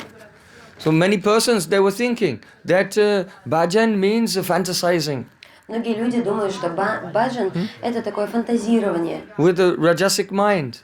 Раджасичным умом, такие спекуляции. But Srila Prabhupada, he used to quote the verse of the second canto of Srimad Bhagavatam.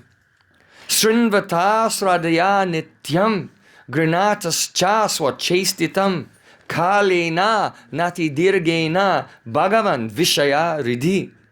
It means those persons who are regularly hearing Harikatha and they're accepting it and taking it very seriously, then kalena nati dirgena, not after a long time, not so long. But what will happen? Bhagavan vishate ridhi. Bhagavan will enter into their heart. In other words, as they're listening, they will see the subject which is being discussed, because the subject and the object is the same in Shabda Brahma. One second. Подобно тому, как в Шримад Бхагаватам, во второй песне Шримад Бхагаватам говорится, что те личности, которые регулярно слушают Харикатху и серьезны в своем слушании, через какое-то время сам Бхагаван, сам Верховный Господь войдет в их сердце, и тогда они увидят то, о чем они слушают эту Харикатху. Почему? Потому что объект, о котором они слушают, и повествование, которое описывает этот объект, они не отличны. So Srila Prabhupada, he used to quote Srila Vishwanath Thakur's commentary on this verse. It's very interesting. Любил цитировать комментарии Шрила Вишванатха Тхакура на этот стих. In his Sarasvati Darshini commentary, Vishwanath Thakur writes, Sopi smarana prayatnaha sravana kirtanavato bhaktasya navasyaka. It means, for a devotee who is engaged in hearing and chanting, he does not have to make any effort, any prayatna to do smaran. Why? Because the correct hearing and chanting causes Krishna to appear in your heart and you see him, and that's actual smaran, but without any efforts. It's the natural result.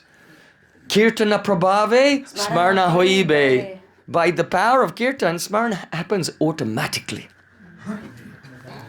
And if it doesn't happen automatically, you're not doing kirtan, you're just doing namaparad. Understand?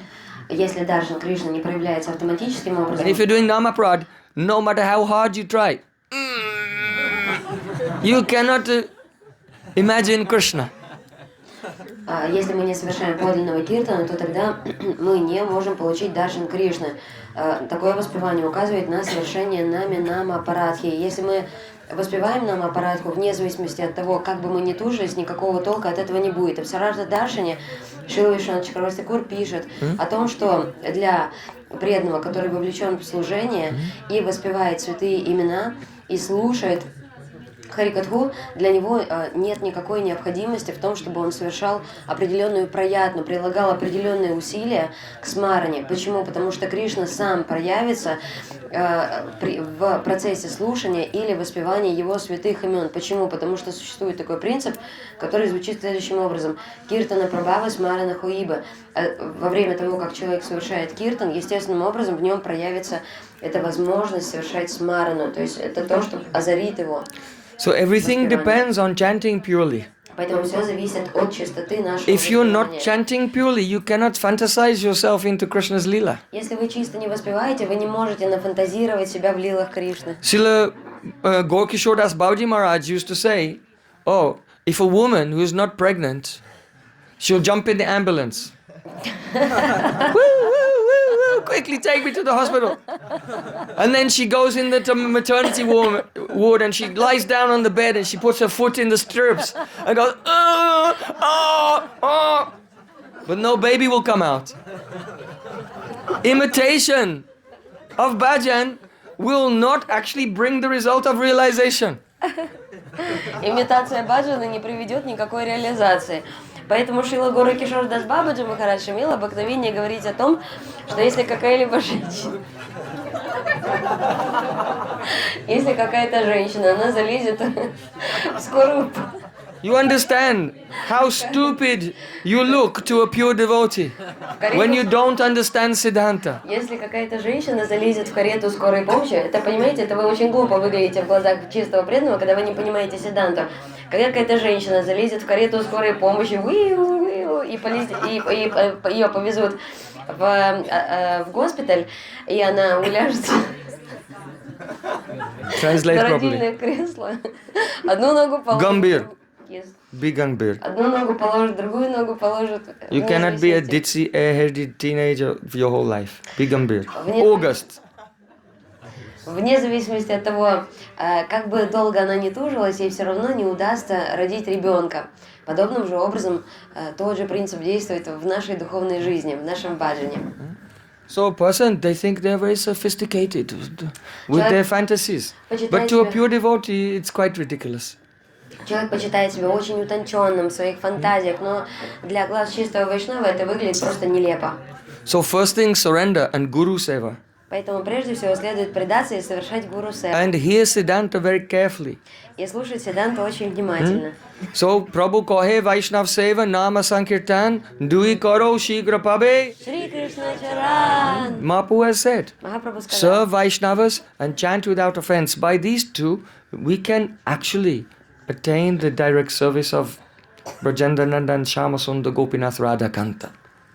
И Шри Чайтанья Махапрабху сказал, что мы должны совершать служение вайшнавам и совершать харинама санкиртану. И благодаря этому мы очень быстро обретем лотосные стопы Радхаканта, Гопината и Шри Кришны. So though there was kind of Gaudiya Vaishnavism going on everywhere, but it was not pure Gaudiya Vaishnavism.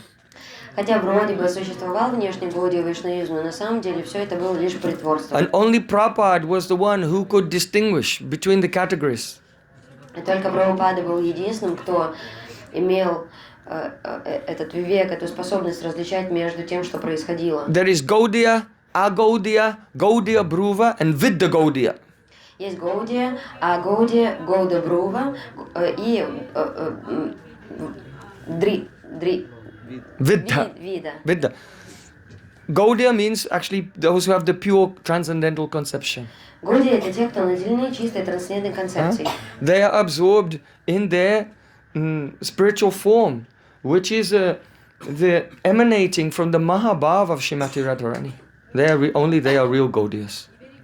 Подлинные Гаудия, они обрели свою духовную форму, и они погружены в Махабхаву Шримати Радхарани. Это подлинные Гаудия. Then there is Agaudiya, those who are following other paths, so they are not Gaudiya. А Гаудия, те личности, которые идут другим путем, они Агаудия. Then there is Gaudiya Bhruva, that means, Bhruva means by words, Gaudiya by name. They're telling that they're Gaudiya, but actually they don't do any sadhana.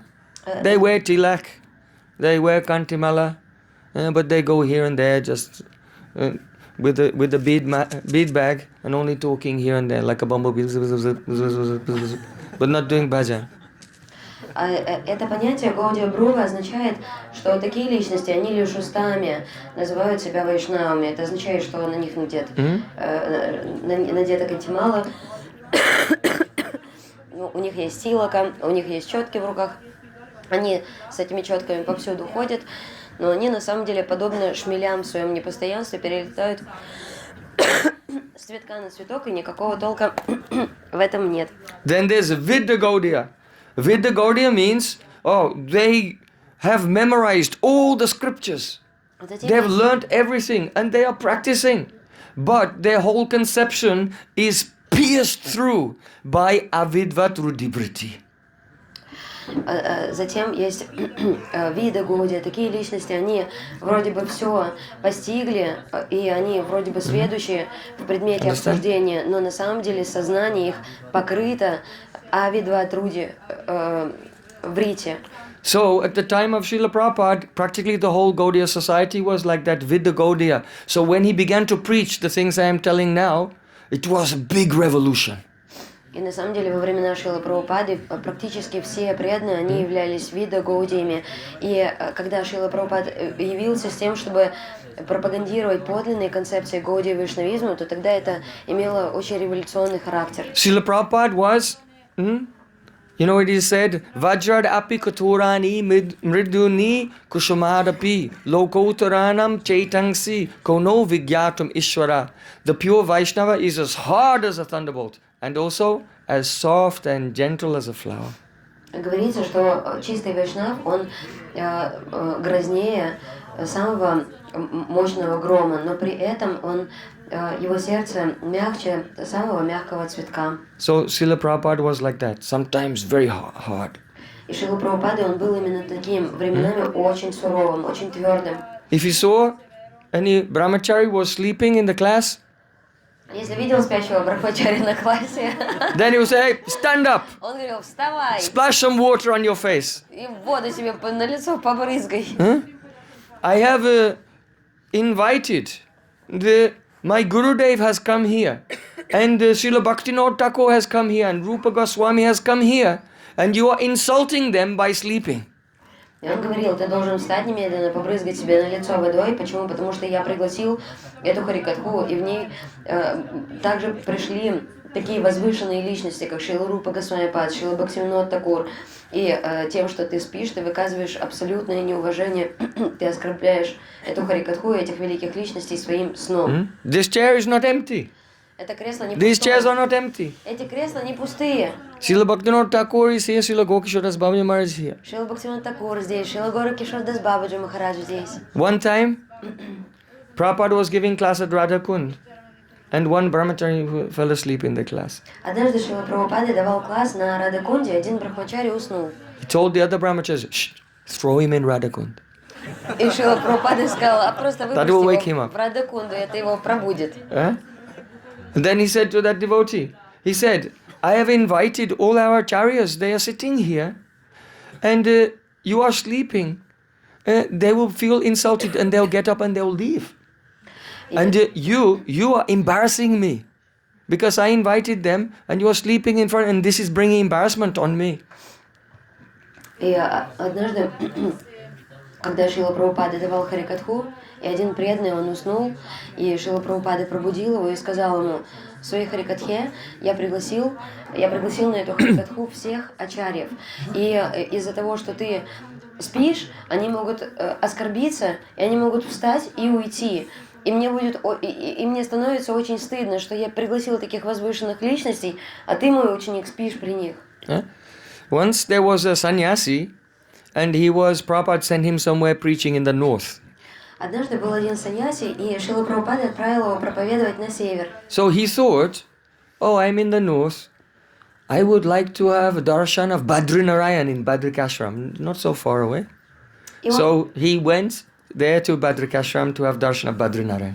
И он подумал, я сейчас нахожусь на севере, я хотел бы посетить Бадринараян ашрам, в Бадрикашрам отправиться и получить даршан Бадринараяна. When he came back to the mat, even though he'd been serving in the mat for more than 15 years, when he came back from the mat, the gate was closed and no one would let him in. Несмотря на то, что... И когда он вернулся в свой матх, несмотря на то, что прослужил он в этой матхе более 15 лет, но он видел, что двери матха были закрыты. Prabhupada gave instructions to him, don't let him in. Прабхупада дал такое наставление, не пускайте его на территорию. Because he was not following Guru Karan. Потому что он не следовал Гуру Карану. Following Guru, he became Swatantra, independent. Он стал сватантрой, он пошел против моего наставления. So he tried to get in again and again. И он старался снова и снова призвать его к порядку. So in the end, Prabhupada said, okay, let him in. Тот пытался войти снова и снова, и наконец Прабхупада разрешил. And Prabhupada took his danda and took his uttariya, took his saffron sannyas vesh and gave him white cloth and changed his name to Badrinarayan Das. И тогда Шрила Прабхупада, он разрешил его впустить, но он отобрал у него его... So he would never forget the mistake that he made. Он отобрал у него данду, он отобрал у него его утарию, бахирвас, все одежды саньяси у него отобрал и дал ему новое имя, Бадринараян Дас, для того, чтобы уж точно, наверняка он не забыл этого урока. After that, he became very humble. После этой ситуации он стал очень-очень смиренным. And То есть он отобрал у него шафран вообще, переодел его в белые одежды. And after some years, then the devotees came to Prabhupada and they prayed to him. He's become very, very humble. He's a completely changed person now. And then Prabhupada again gave him sannyas. И через несколько лет преданные пришли к Шриле Прабхупаде и сказали, вы знаете, он полностью поменял свою природу. Сейчас он очень-очень смиренный. Пожалуйста, верните ему обратно статус брахмачари, верните ему шафрановые одежды. So Srila Prabhupada, he was sometimes very harsh, but this was all his mercy. The devotees used to call it aggressive grace. He was so merciful. Practically, it was very difficult to tolerate that amount of mercy. Шрила Прабхупада временами он вел себя очень достаточно резко, очень агрессивно. И преданные понимали, что на самом деле это милость. Они даже называли эту милость особенным именем, агрессивная милость. Because Sri Guru is more greedy for us to attain our perfection of life than we are. Потому что наш духовный учитель, он более жаден в том, чтобы мы духовно прогрессировали. So, Srila Prabhupada, he would never let people go ahead, get ahead of themselves, making practices and studies which were beyond their level of qualification. И Шрила Прабхупада всегда очень внимательно следил за адикаром, за уровнем, за квалификацией тех преданных, которые принимали у него прибежище. Он всегда следил за тем, чтобы то, что они изучают, та практика, которую они совершают, не превышала их собственных That is not the sign of the mercy of Chaitanya Mahaprabhu. Это не является признаком милости Шри Чайтанья Махапрабху. Heiludunita Kaidaya Vishadaya Pranmeladunmadaya Shashwad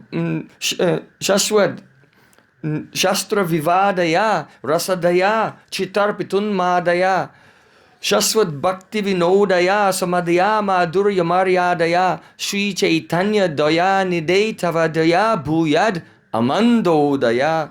In Chaitanya Chandra Natakam, it is said that the mercy of Chaitanya Mahaprabhu is Amanda Doya.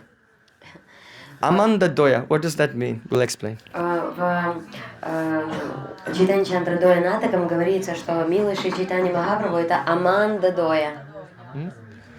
Doya means mercy. Manda means negative or evil.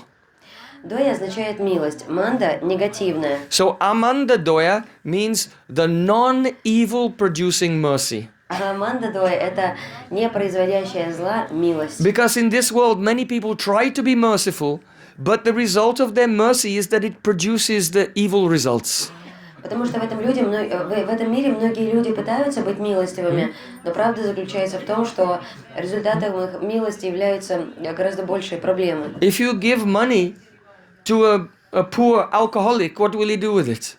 Если вы дадите деньги, сжалитесь над бедным алкоголиком, что он сделает с вашими You think you're деньгами? being merciful, but he'll just spend it on more alcohol and kill himself. Вы думаете, вы милостивы по отношению к нему, но он просто купит еще больше алкоголя, и это убьет его. So mainly what people call mercy in this world is actually manda doya, is evil producing mercy in the end result. Поэтому главным образом та милость, которую люди называют милостью в этом мире, производит мандадою, то есть производит зловредный эффект. So Chaitanya Mahaprabhu's mercy is amando daya, the non-evil producing mercy. The mercy of Mahaprabhu benefits us in all ways and never produces a negative effect. Милость Шри Чайтаньи Махапрабху называется Амандадой, и эта милость, она всегда одаривает нас благами и никогда не производит никаких негативных последствий. So many persons, they go to their Guru, oh Gurudev, give me the secret knowledge of my Swarup and my eternal services. So if Gurudev will give these things, this will be mandodaya. Manda doya. That means evil producing. Because the heart is not pure and the person will try to chant and fantasize and it will awaken lust and increase worldly attachment instead of making them become pure. И многие преданные, они могут подойти к своему духовному учителю и начать его просить: пожалуйста, Гурудев, дайте мне знания о моей сварупе, дайте мне знания о моем вечном служении. Но в действительности, если гуру поведет себя таким образом, пойдет на поводу прошения ученика, то тогда он проявит по отношению к этому ученику то, что называется мандадой, то есть то, что произведет очень плохой и даже плачевный результат. Потому что сердце человека было не очищено. И когда грязное сердце получает такое чистое знание, то результатом становится то, что в сердце начинает зарождаться кама, зарождаться вожделение, и тогда это человека не то, что не приводит к Кришне, а дает прямо противоположный результат. So the Vidya Gaudiyas, they try to fast track everyone, but it ends up either never reaching the destination or going to hell. И поэтому виды Гаудии, они пытаются наставлять других, но они наставляют других таким образом, что такие люди, они не то что не получают благих результатов от своей практики, но скорее даже отправляются в ад. And they thought Prabhupada was against Raganuga Bhakti, but Srila Prabhupada was promoting to the maximum degree the fastest way we can enter into Raganuga Bhakti, but not cheating anyone, for real. И такие личности, они думали, что Шрила Бхактисиддханта Сарасвати Thakura, он является противником распространения Рагануга Бхакти, но в действительности, по-настоящему Шрила Бхактисиддханта Сарасвати Thakura являлся благодетелем на пути распространения Рагануга Бхакти, но делал это очень аккуратным, правильным образом. И без всякого обмана, ведя по этому пути людей правильно. Srila Prabhupada was also as soft as a flower. И также Шрила Прабхупада, он был мягче, очень нежного цветка. Once he sent a group of brahmacharis to go to one city and preach there and open a temple. So they established a temple and they got a deity, and when the time was right, they invited Srila Prabhupada, please come and have the official opening of the temple and install the deity here. So Srila Prabhupada came there.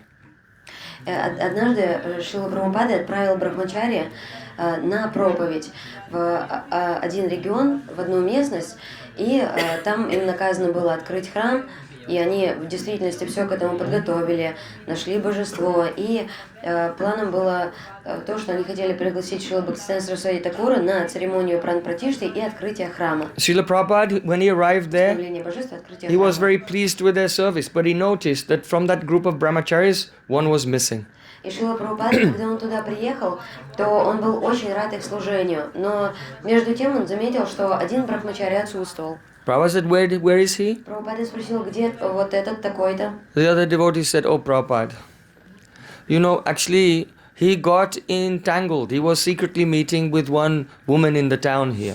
И другие преданные сказали, вы знаете, Прабхупад, Он откололся, потому что он секретно начал встречаться с одной женщиной, живущей в And городе. all the devotees, they chastised and they criticized him. И все преданные, они его ругали, они его порицали. And he became so ashamed and embarrassed that he just packed his bag and he disappeared. We don't know where he went. И ему стало настолько стыдно, что он просто собрал свои вещи и покинул Мадха. Мы не знаем, в каком направлении он ушел.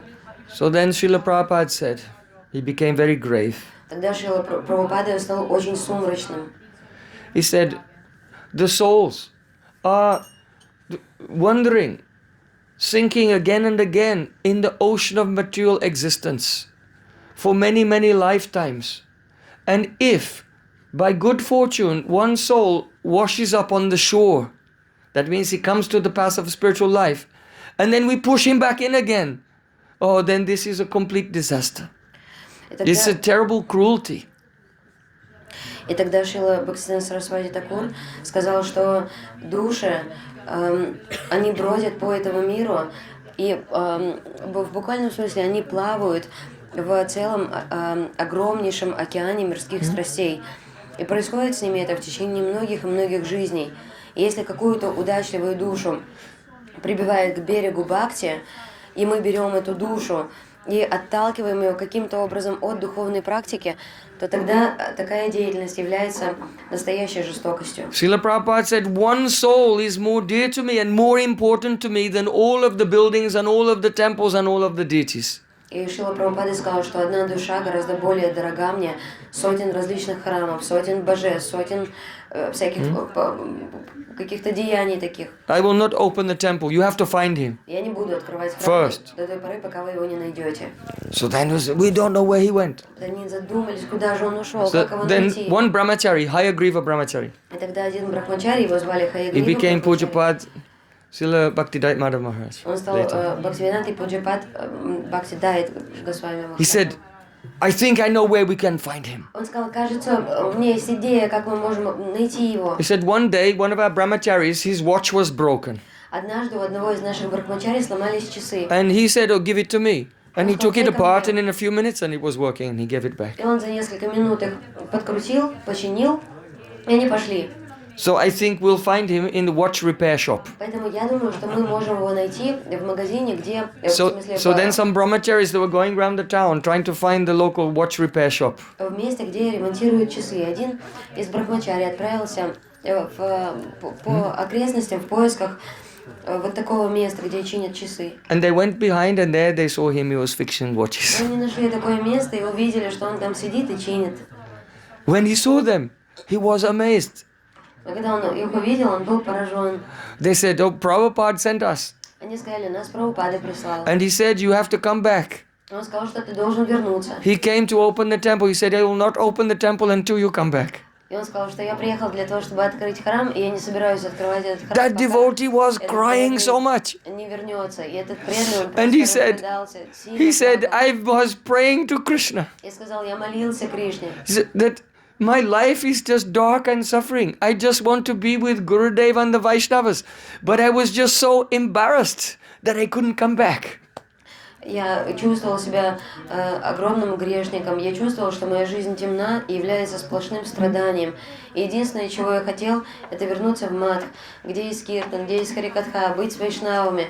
Но мне было настолько стыдно, что я просто не решался вернуться. But Prabhupada remembered me and cares for me, and he's calling me back now, so I must go. Но Прабхупада, он вспомнил обо мне, он позаботился обо мне. И сейчас, конечно, The other я devotees отправлюсь. were ashamed that they had criticized him so much Другим преданным стало очень стыдно за то, что and они driven him сильно away. его ругали, Prabhupada критиковали. turned the tables completely. И Шрила Прабхупада приехал и просто полностью на 180 градусов развернул их умонастроение. So then he came back and he was very happy, Тогда and этот Prabhupada преданный opened the вернулся temple. и был очень счастлив, и тогда Прабхупада открыл храм. So Srila Prabhupada was very gentle and loving. Шрила Прабхупада был очень мягким и любящим. Srila Prabhupada, he used to keep his internal ecstasies hidden from the general public. Шрила Прабхупада всегда старался удерживать свои внутренние экстатические умонастроения от глаз людей. But those who were close to him, or sometimes when he was telling Harikatha to his devotees, then Prabhupada, he could not hold those ecstasies inside. Но его близкие спутники или те преданные, которые наблюдали за ним во время харикатхи, они видели, что временами ему не удавалось скрыть свои трансцендентные экстатические эмоции. One time, Srila Prabhupada went to open a Gaudiya Math, that is the Brahma Gaudiya Math, in the village of Brahmagiri, just next to the ancient temple of Alanath. The temple of Alanath, where Mahaprabhu used to go during the time of the Anavasara. 15 days when Lord Jagannath's darshan is not available, then he would leave Puri and go about 21 kilometers outside of Puri and stay in the village of Brahmagiri to have darshan of Alanath every day. That place. И однажды Шрила Прабхупада открыл храм в месте, которое называется Брахмагирия. Там он открыл Брахма Гаудия Мат, и это место находится вблизи храма Аланатха. И туда Шри Чайтанья Махапрабху отправлялся во время фестиваля Анавасары, в то время, когда на 15 дней Господа Джаганнатху скрывают от глаз преданных. И в этот период времени, когда даршан Господа Джаганнатхи был невозможен, Шри Чайтанья Махапрабху отправлялся за 21 километр от Джаганнатхапури для того, чтобы провести это время там. When there was no chance to have darshan of Lord Jagannath, then Chaitanya Mahaprabhu's separation mood was so high.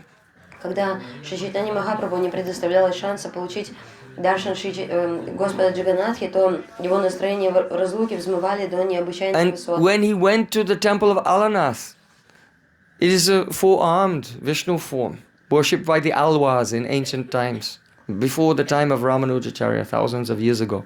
So when Mahaprabhu went there, he was in such ecstasy. As he was going towards the temple, he fainted in ecstasy and fell to the ground. And by the influence of his Mahabhav, the stone beneath him melted. And so there's a stone there with the impression of Mahaprabhu's elbows, his knees, his head, his feet melted into the stone. И когда Шри Чайтанья Махапрабху отправился в храм Аланат, и он испытывал такую сильную... А этот храм, там четырехрукая форма Господа Вишну, и ей поклонялись еще до времен Рамануджачарьи за тысячи и тысячи лет. И когда однажды Шри Чайтанья Махапрабху прибыл туда, то его настроения разлуки с Господом Джаганнатхи были настолько интенсивными, что камень под ним начал плавиться, и он упал на пол, и на полу остались отпечатки от его колена, от его локтя, от его головы. So have you been there? Who's been there? Вы были там? Yes. Кто там был? Okay. We'll go next year. I'll take you all next year if you want to В следующем go. году точно поедем Jagannath все Puri вместе. Parikrama next На year. Джаганнатхапури Парикраму. So, when Srila Bhaktisiddhanta Thakura came there, that temple was completely dilapidated. So he wanted to restore it. Когда Шрила Бхактисиддханта Сарасвати Такур прибыл в это место, он увидел, что храм там практически полностью разрушился. Он хотел обновить, реставрировать это место. And so he got so many workers, and the workers were doing the construction work. And they used to stop to roll their cigarettes. And Srila Prabhupada came and said, "Give me that." And he was rolling cigarettes for them. "Don't stop working, I'll roll your cigarettes." He was so enthusiastic that the construction to be completed very soon. И тогда Шрила Прабхупада, он нанял рабочих, и эти рабочие, они строили здание, восстанавливали все. И они делали перерывы для того, чтобы скрутить сигаретки и покурить. И тогда Шрила Прабхупада, он был преисполнен такого сильного энтузиазма в том, чтобы они поскорее закончили это строительство. Он отбирал у них эти сигареты и говорил: "Я сам вам буду закручивать эти самокрутки, вы продолжаете работать". So one moment the devotees looked around and Prabhupada was gone. Вдруг один преданный в какой-то момент он обернулся, посмотрел по сторонам и увидел, что Шрила Прабхупады нет. And they started searching for him everywhere. Поднялась суматоха, они начали искать Шрилу Прабхупады повсюду. And they found him lying unconscious in the jungle some distance away from the И temple. обнаружили его упавшим без сознания в джунглях неподалеку от храма. He had wandered into the forest and he had become absorbed in the Vrindavan. And he fainted in ecstasy. Он просто ушел в лес, он ушел в джунгли, погрузился в пометование Вриндавана и потерял сознание. Gradually, when he came to external consciousness, Постепенно, когда он вернулся во внешнее сознание, then he said, "Oh, I have seen the glories of this holy place." он сказал: "Мне была явлена слава этого святого места". Because the question comes, why is Mahaprabhu going to the temple of four-armed Narayan? Потому что может возникнуть вопрос, почему Шри Чайтанья Махапрабху приходит в храм на даршан четырехрукого Господа Нараяны. So Prabhupada said that Chaitanya Mahaprabhu was realizing the pastime when at Paitagaon near Chandra Sarovar, the Rasa Leela was going on and Krishna was hiding from the gopis, and when they were coming they almost found him. Then to hide from them he manifested four arms. And so then the gopis, they bowed down and said, oh, it's not Krishna, it's Lord Narayan. Oh, Om Namo Narayanaya, our pranams to you. We pray to you, O Lord Narayan, please help us find the son of Nanda Maharaj. And then they quickly went looking for Krishna.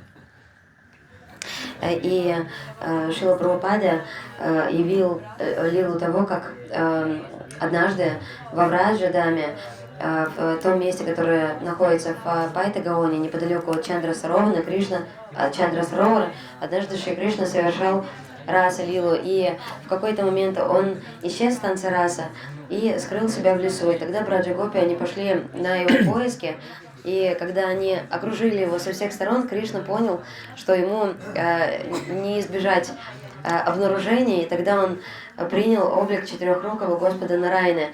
И когда Браджа Гопи подошли к нему, они спросили его, не видел ли ты сына Нанды Махараджа? И он тогда сказал, что нет, я никого не видел, они ушли. Then Srimati Radharani came. And before Srimati Radhika even arrived there, only the breeze carried the fragrance of her body. And when the fragrance of Radhika touched the nostrils of Krishna, his two arms disappeared. And he became natural Shyam Sundar, Tribangalalit form again. He could not show any opulence even in the presence of her fragrance, what to speak of her presence. Тогда после этого пришла Шримати Радхарани. И что говорить о том моменте, когда Кришна ее узрел, даже в тот момент, когда он почувствовал лишь аромат, исходящий от ее тела, когда аромат этот коснулся его ноздрей, то тут же он не смог удерживать эту четырехрукую форму, и он проявил свою трибанга лалит форму, форму, изогнутую в трех местах. Поэтому что говорить о том, какое влияние на Кришну имеет присутствие Шримати Радхики, когда такое сильное влияние на него оказывает только ее аромат. So Prabhupada revealed this Alanas, this is not four-armed Narayan, this is Krishna playing a trick.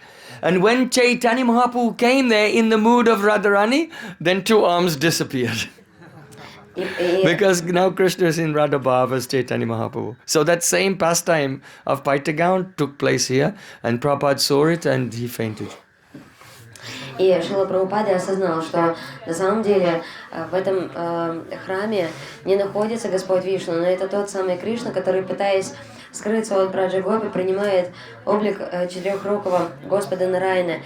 Но когда Шри Чайтанья Махапрабху, погруженный в трансцендентные бхавы, настроение Шримати Радхарани, в Рада Бхаву, он пришел в это место, то тогда этот Господь Нараяна не смог более удерживать эту свою форму.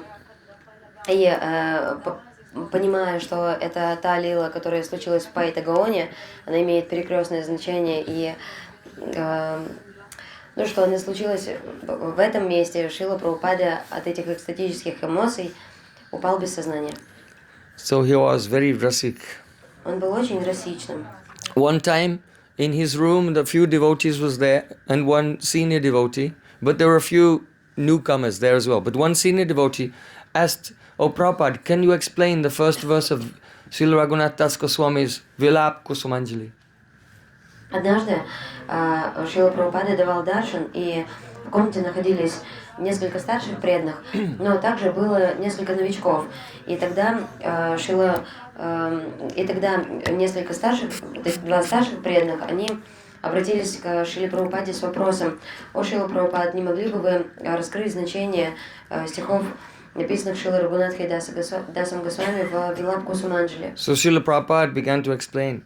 Tvam rupa manjri saki pratita puresmin pumsa parasya badanamna ipasyasiti bimbad rakshata managata bhatikaya yattevya daiki mutachchukapungavena.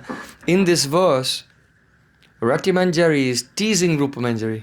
В этом стихе Рати Манджари дразнит Рупу Манджари.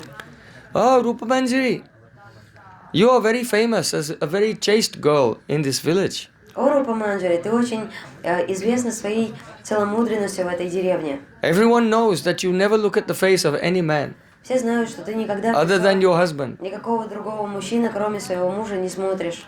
But your husband is away. Но твой муж в отъезде. He's out of the village. Его нет в деревне. And I'm noticing a fresh bruise, a cut on your lip. А между тем я вижу такой синячок и порез на твоей губе.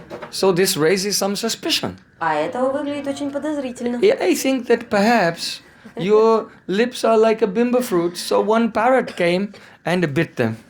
Я думаю, что твои уста очень напоминают плоды бимбы. И, видимо, какой-то попугай очень страстно жаждал вкусить этот плод и укусил тебя. So Rati Manjari was teasing Rupa Manjari in this way. Таким образом, Рати Манджари дразнила Рупа Манджари. So when Prabhupada began to say the verse and began to explain it, then his whole body started to tremble. His face became red. He was perspiring. His hairs were standing on end, and his chair was shaking, and he fell off the chair onto the ground unconscious.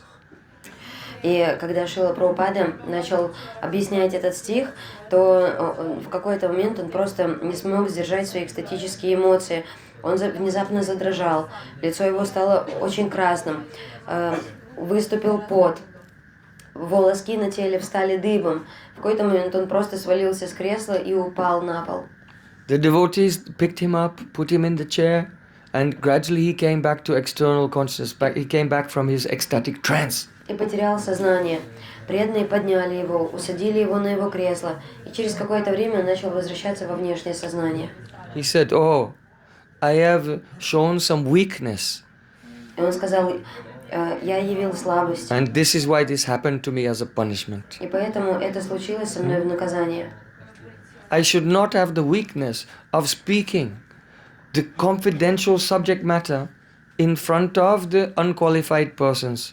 I was not aware that there were some people in the room who are new, who had come. And so because of this, Krishna punished me. He said in his humility. В своем смирении Шрила Прабхупада сказал о том, что Кришна меня просто наказал. По какой причине? По причине того, что я смел явить слабость, говорение об очень конфиденциальных лилах Радхи и Кришны. Я просто не осознавал, что в аудитории находились неквалифицированные личности. Поскольку я не обратил на это внимания, таким образом Кришна наказал меня. He said, where are the bhavs of Rupa and Raghunas? Он спросил, где... And where are the bhavs of the Bahimukh, extroverted persons who are addicted to the sense objects? It is a very great distance. It should not be revealed in front of them in their presence. И Шрила Прабхупада сказал, где Баба, Шрила Рупа Госвами Пада, Шрила Рагунатхи Даса Госвами, и восприятие той личности, которая является Бахирмух, сознание которой полностью погружено в материальное и чувственное наслаждение. При таких личностях совершенно не стоит раскрывать такую тонкую духовную реальность. So actually in about 1921, Prabhupada wrote a letter to his very dear disciple Kunj Bihari. В действительности, в 1921 году Прабхупада написал письмо своему близкому ученику Кунджа Бихари. He said, "Oh, Srimati Radhika has one maidservant whom she always keeps very close to her side." Он сказал, Шримати Радика, у нее есть одна служанка, которая очень близка и которую она всегда держит подле себя.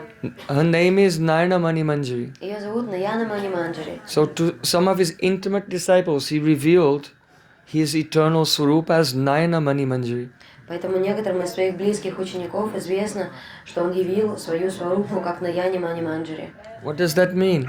Что это означает? Nayan means eyes. Наян означает глаза. And the Mani means jewel. Мани означает драгоценный The камень. jewel of the eyes of Srimati Radhika. Драгоценный камень, глаз Шримати Радики.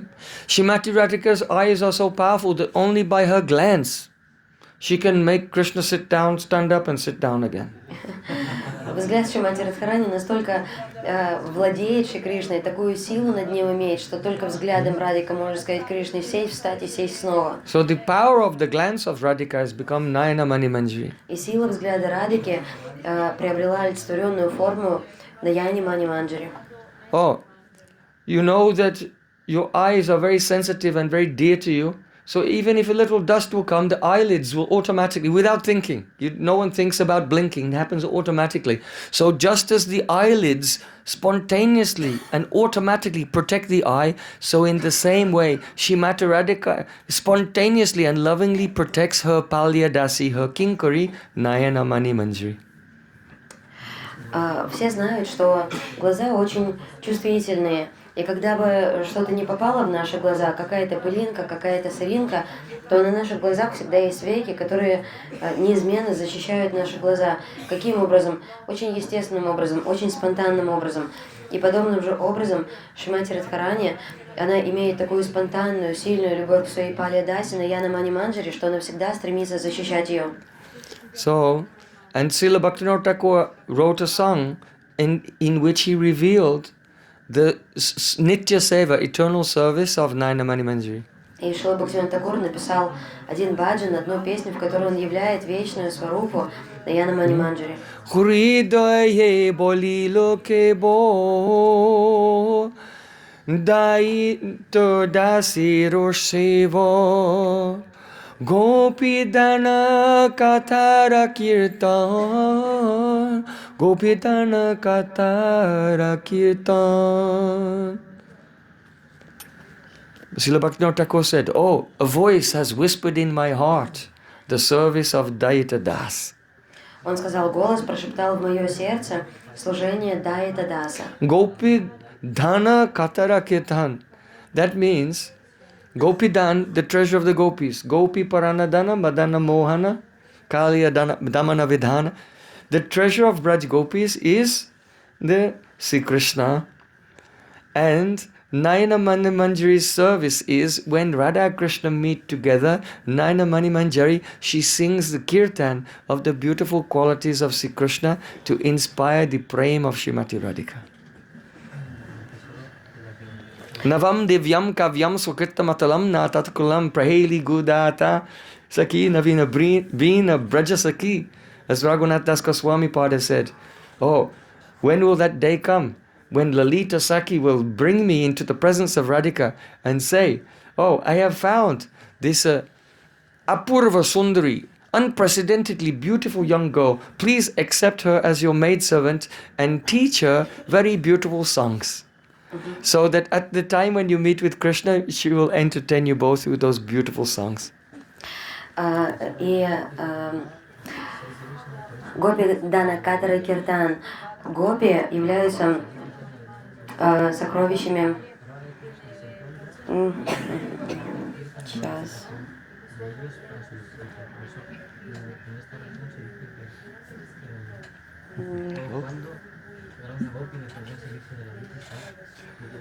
Srila Bhaktivinoda Thakur said, someone whispered in my heart. Did you tell it? Yes, Шрила Бхактисиддханта Thakura сказал, что кто-то прошептал в мое сердце, что Гопи Паранадана. Because I have gone too high, so then the guitar is running away, hiding. Вот так, я пошел высоко, катха сразу исчезает. So Gopidhana, another meaning of Gopidhana means the Swarasiki Siddhi. The ways in which the gopis serve Radha and Krishna. Tambulapana pada madana payodana bisara dibi brindaranya maheshwarim prataya jastoshayanti priya prana presta sakhi kulada pikala sankochita bhumika keli bhumishu rupa manjari mukasta dasika sansare. Srila Raghunath Das Goswami. Yes. Tell. Сокровище Враджи — это Шри Кришна. И у Наяна Мани Манджари у нее есть такое служение, что она воспевает прекрасное качество Кришны для того, чтобы усилить прему Шримати Радхарани. И Шрила Рагунат Дас Госвами подсказал, когда же наступит тот день, когда Лалита Саки приведет меня к Шримати Радхарани и скажет: посмотри, какую Апурву Сундари, какую беспрецедентную красавицу я привела тебе для того, чтобы она была вовлечена в служение тебе. Она будет воспевать тебе свои прекрасные песни. So, and the Gopidan means the Swarasiki Siddhi, the perfect way that the maidservants of Radhika render service to the divine couple. И Гопидана означает сварасики ситхи, образ того, как гопи совершают служение божественной чете. As Raghunatha Swami described, they make a tambul. Как Рагунатас Госвами описывает, они делают тамбулу. When Radhika is dancing in the Rasalila, Когда Радика танцует во время Раса Лила, then sometimes after a long time, some fatigue comes. через какое-то время ее одолевает усталость. But she still wants to continue dancing. Но все же она хочет продолжать So танцевать. she'll have to be refreshed by some very stimulating tambul. И ей надо освежиться стимулирующей тамбулой. But no one can go into the arena of the Ras without dancing. You can't just walk there. На арену Раса не может пройти не танцуя. Нельзя просто туда прошествовать. So then any fortunate Manjari, she has to take the tambul and then join the dance and dance her way gradually into the middle, and as a dance move, offer the tambul to Radhika and then dance out again. И тогда очень экспертный, очень удачливый манджари, ей надо будет взять тамбулу и очень таким артистичным образом протанцевать в самый центр раса мандалы и подойти к Шримати Радхике, подтанцевать к ней, вручить ей тамбулу и оттанцевать. Tambul arpana pada mardana. One should be very expert at massaging the lotus feet of Radhika. Следует быть очень искусным в том, как массировать лотосные стопы Радхики. Payodana bisaradibi.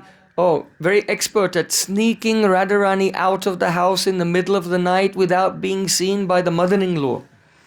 Следует быть очень искусным в том, как вывести Шримати Радхарани из дома ее свекрови для того, чтобы провести ее по лесу на Бисар Шри Кришны. And taking her through the forest to the place of the secret rendezvous with Sri Krishna.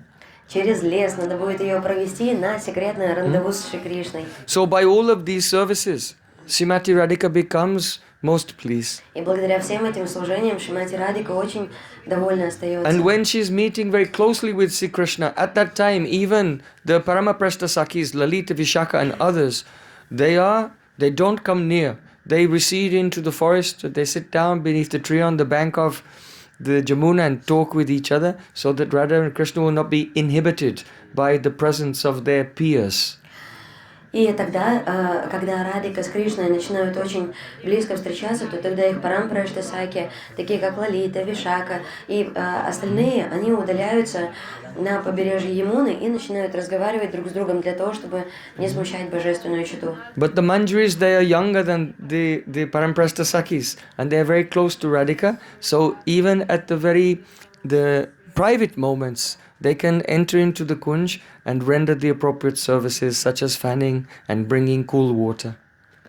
Но поскольку манджари, они являются младше по возрасту, чем Парампрашта Саки, и они совершают очень близкое служение Шримати Радхарани, поэтому даже в самые приватные моменты они могут оставаться в кунже и совершать свою севу, они могут омахивать Раду с Кришной, или они могут приносить холодную воду, если она потребуется. So these are some of the ways in which Srila Prabhupada is serving Radha and Krishna, and especially his services singing kirtan. Nainamani Manji's service is singing and inspiring the bhavs of Radha Krishna through kirtan. So it's not surprising when he came to this world that he is the embodiment of Sankirtan.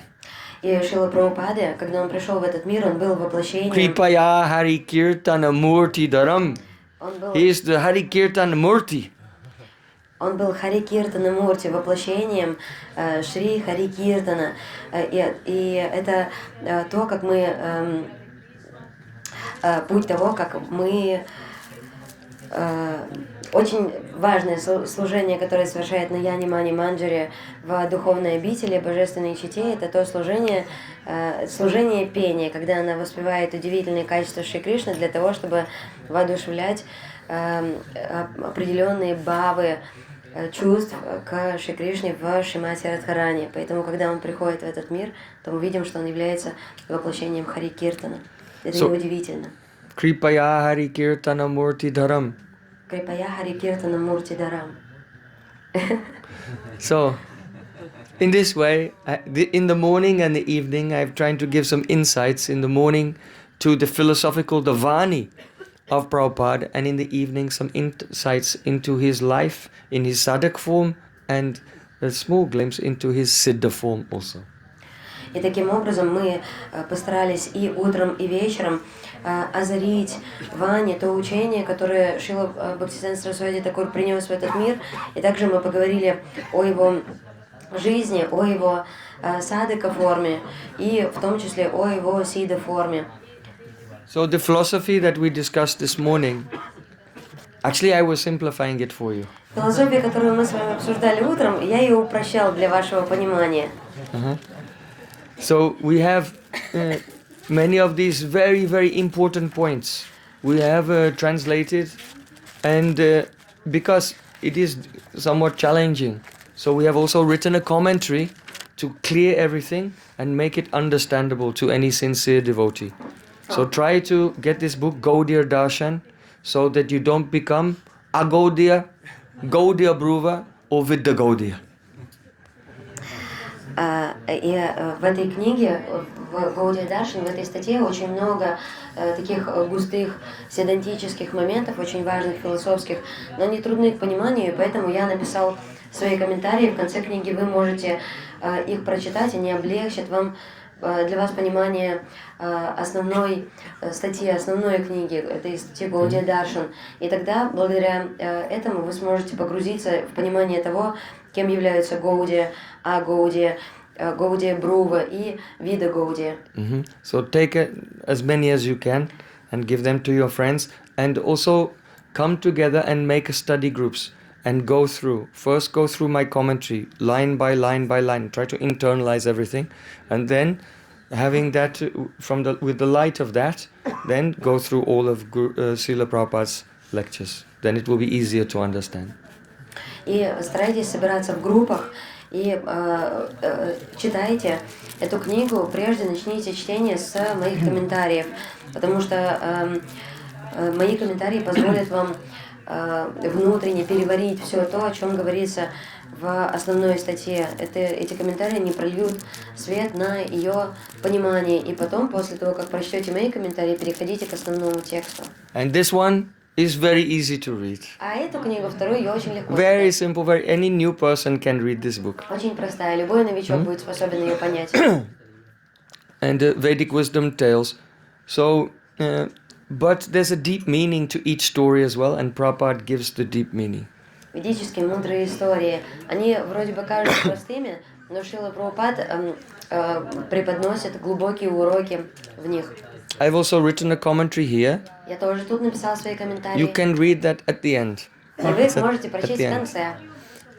Because it will help integrate your experience with every chapter into one vision. Потому что тогда мои Because you may комментарии... come away after 34 stories which are going on all over the universe and say, well, you know, what's the result of all of this? So how to integrate all the stories together into one vision, we have described in the commentary there.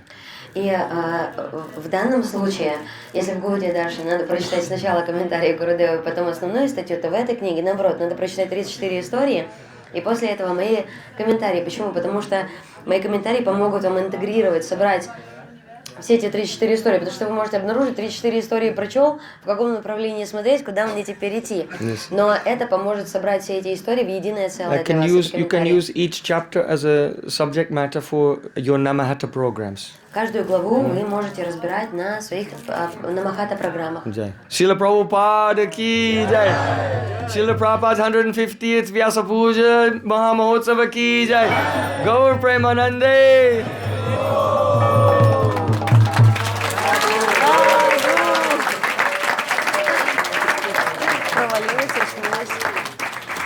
So we will sing Arti and just a short kirtan because it's very late tonight, and then that is our festival is complete.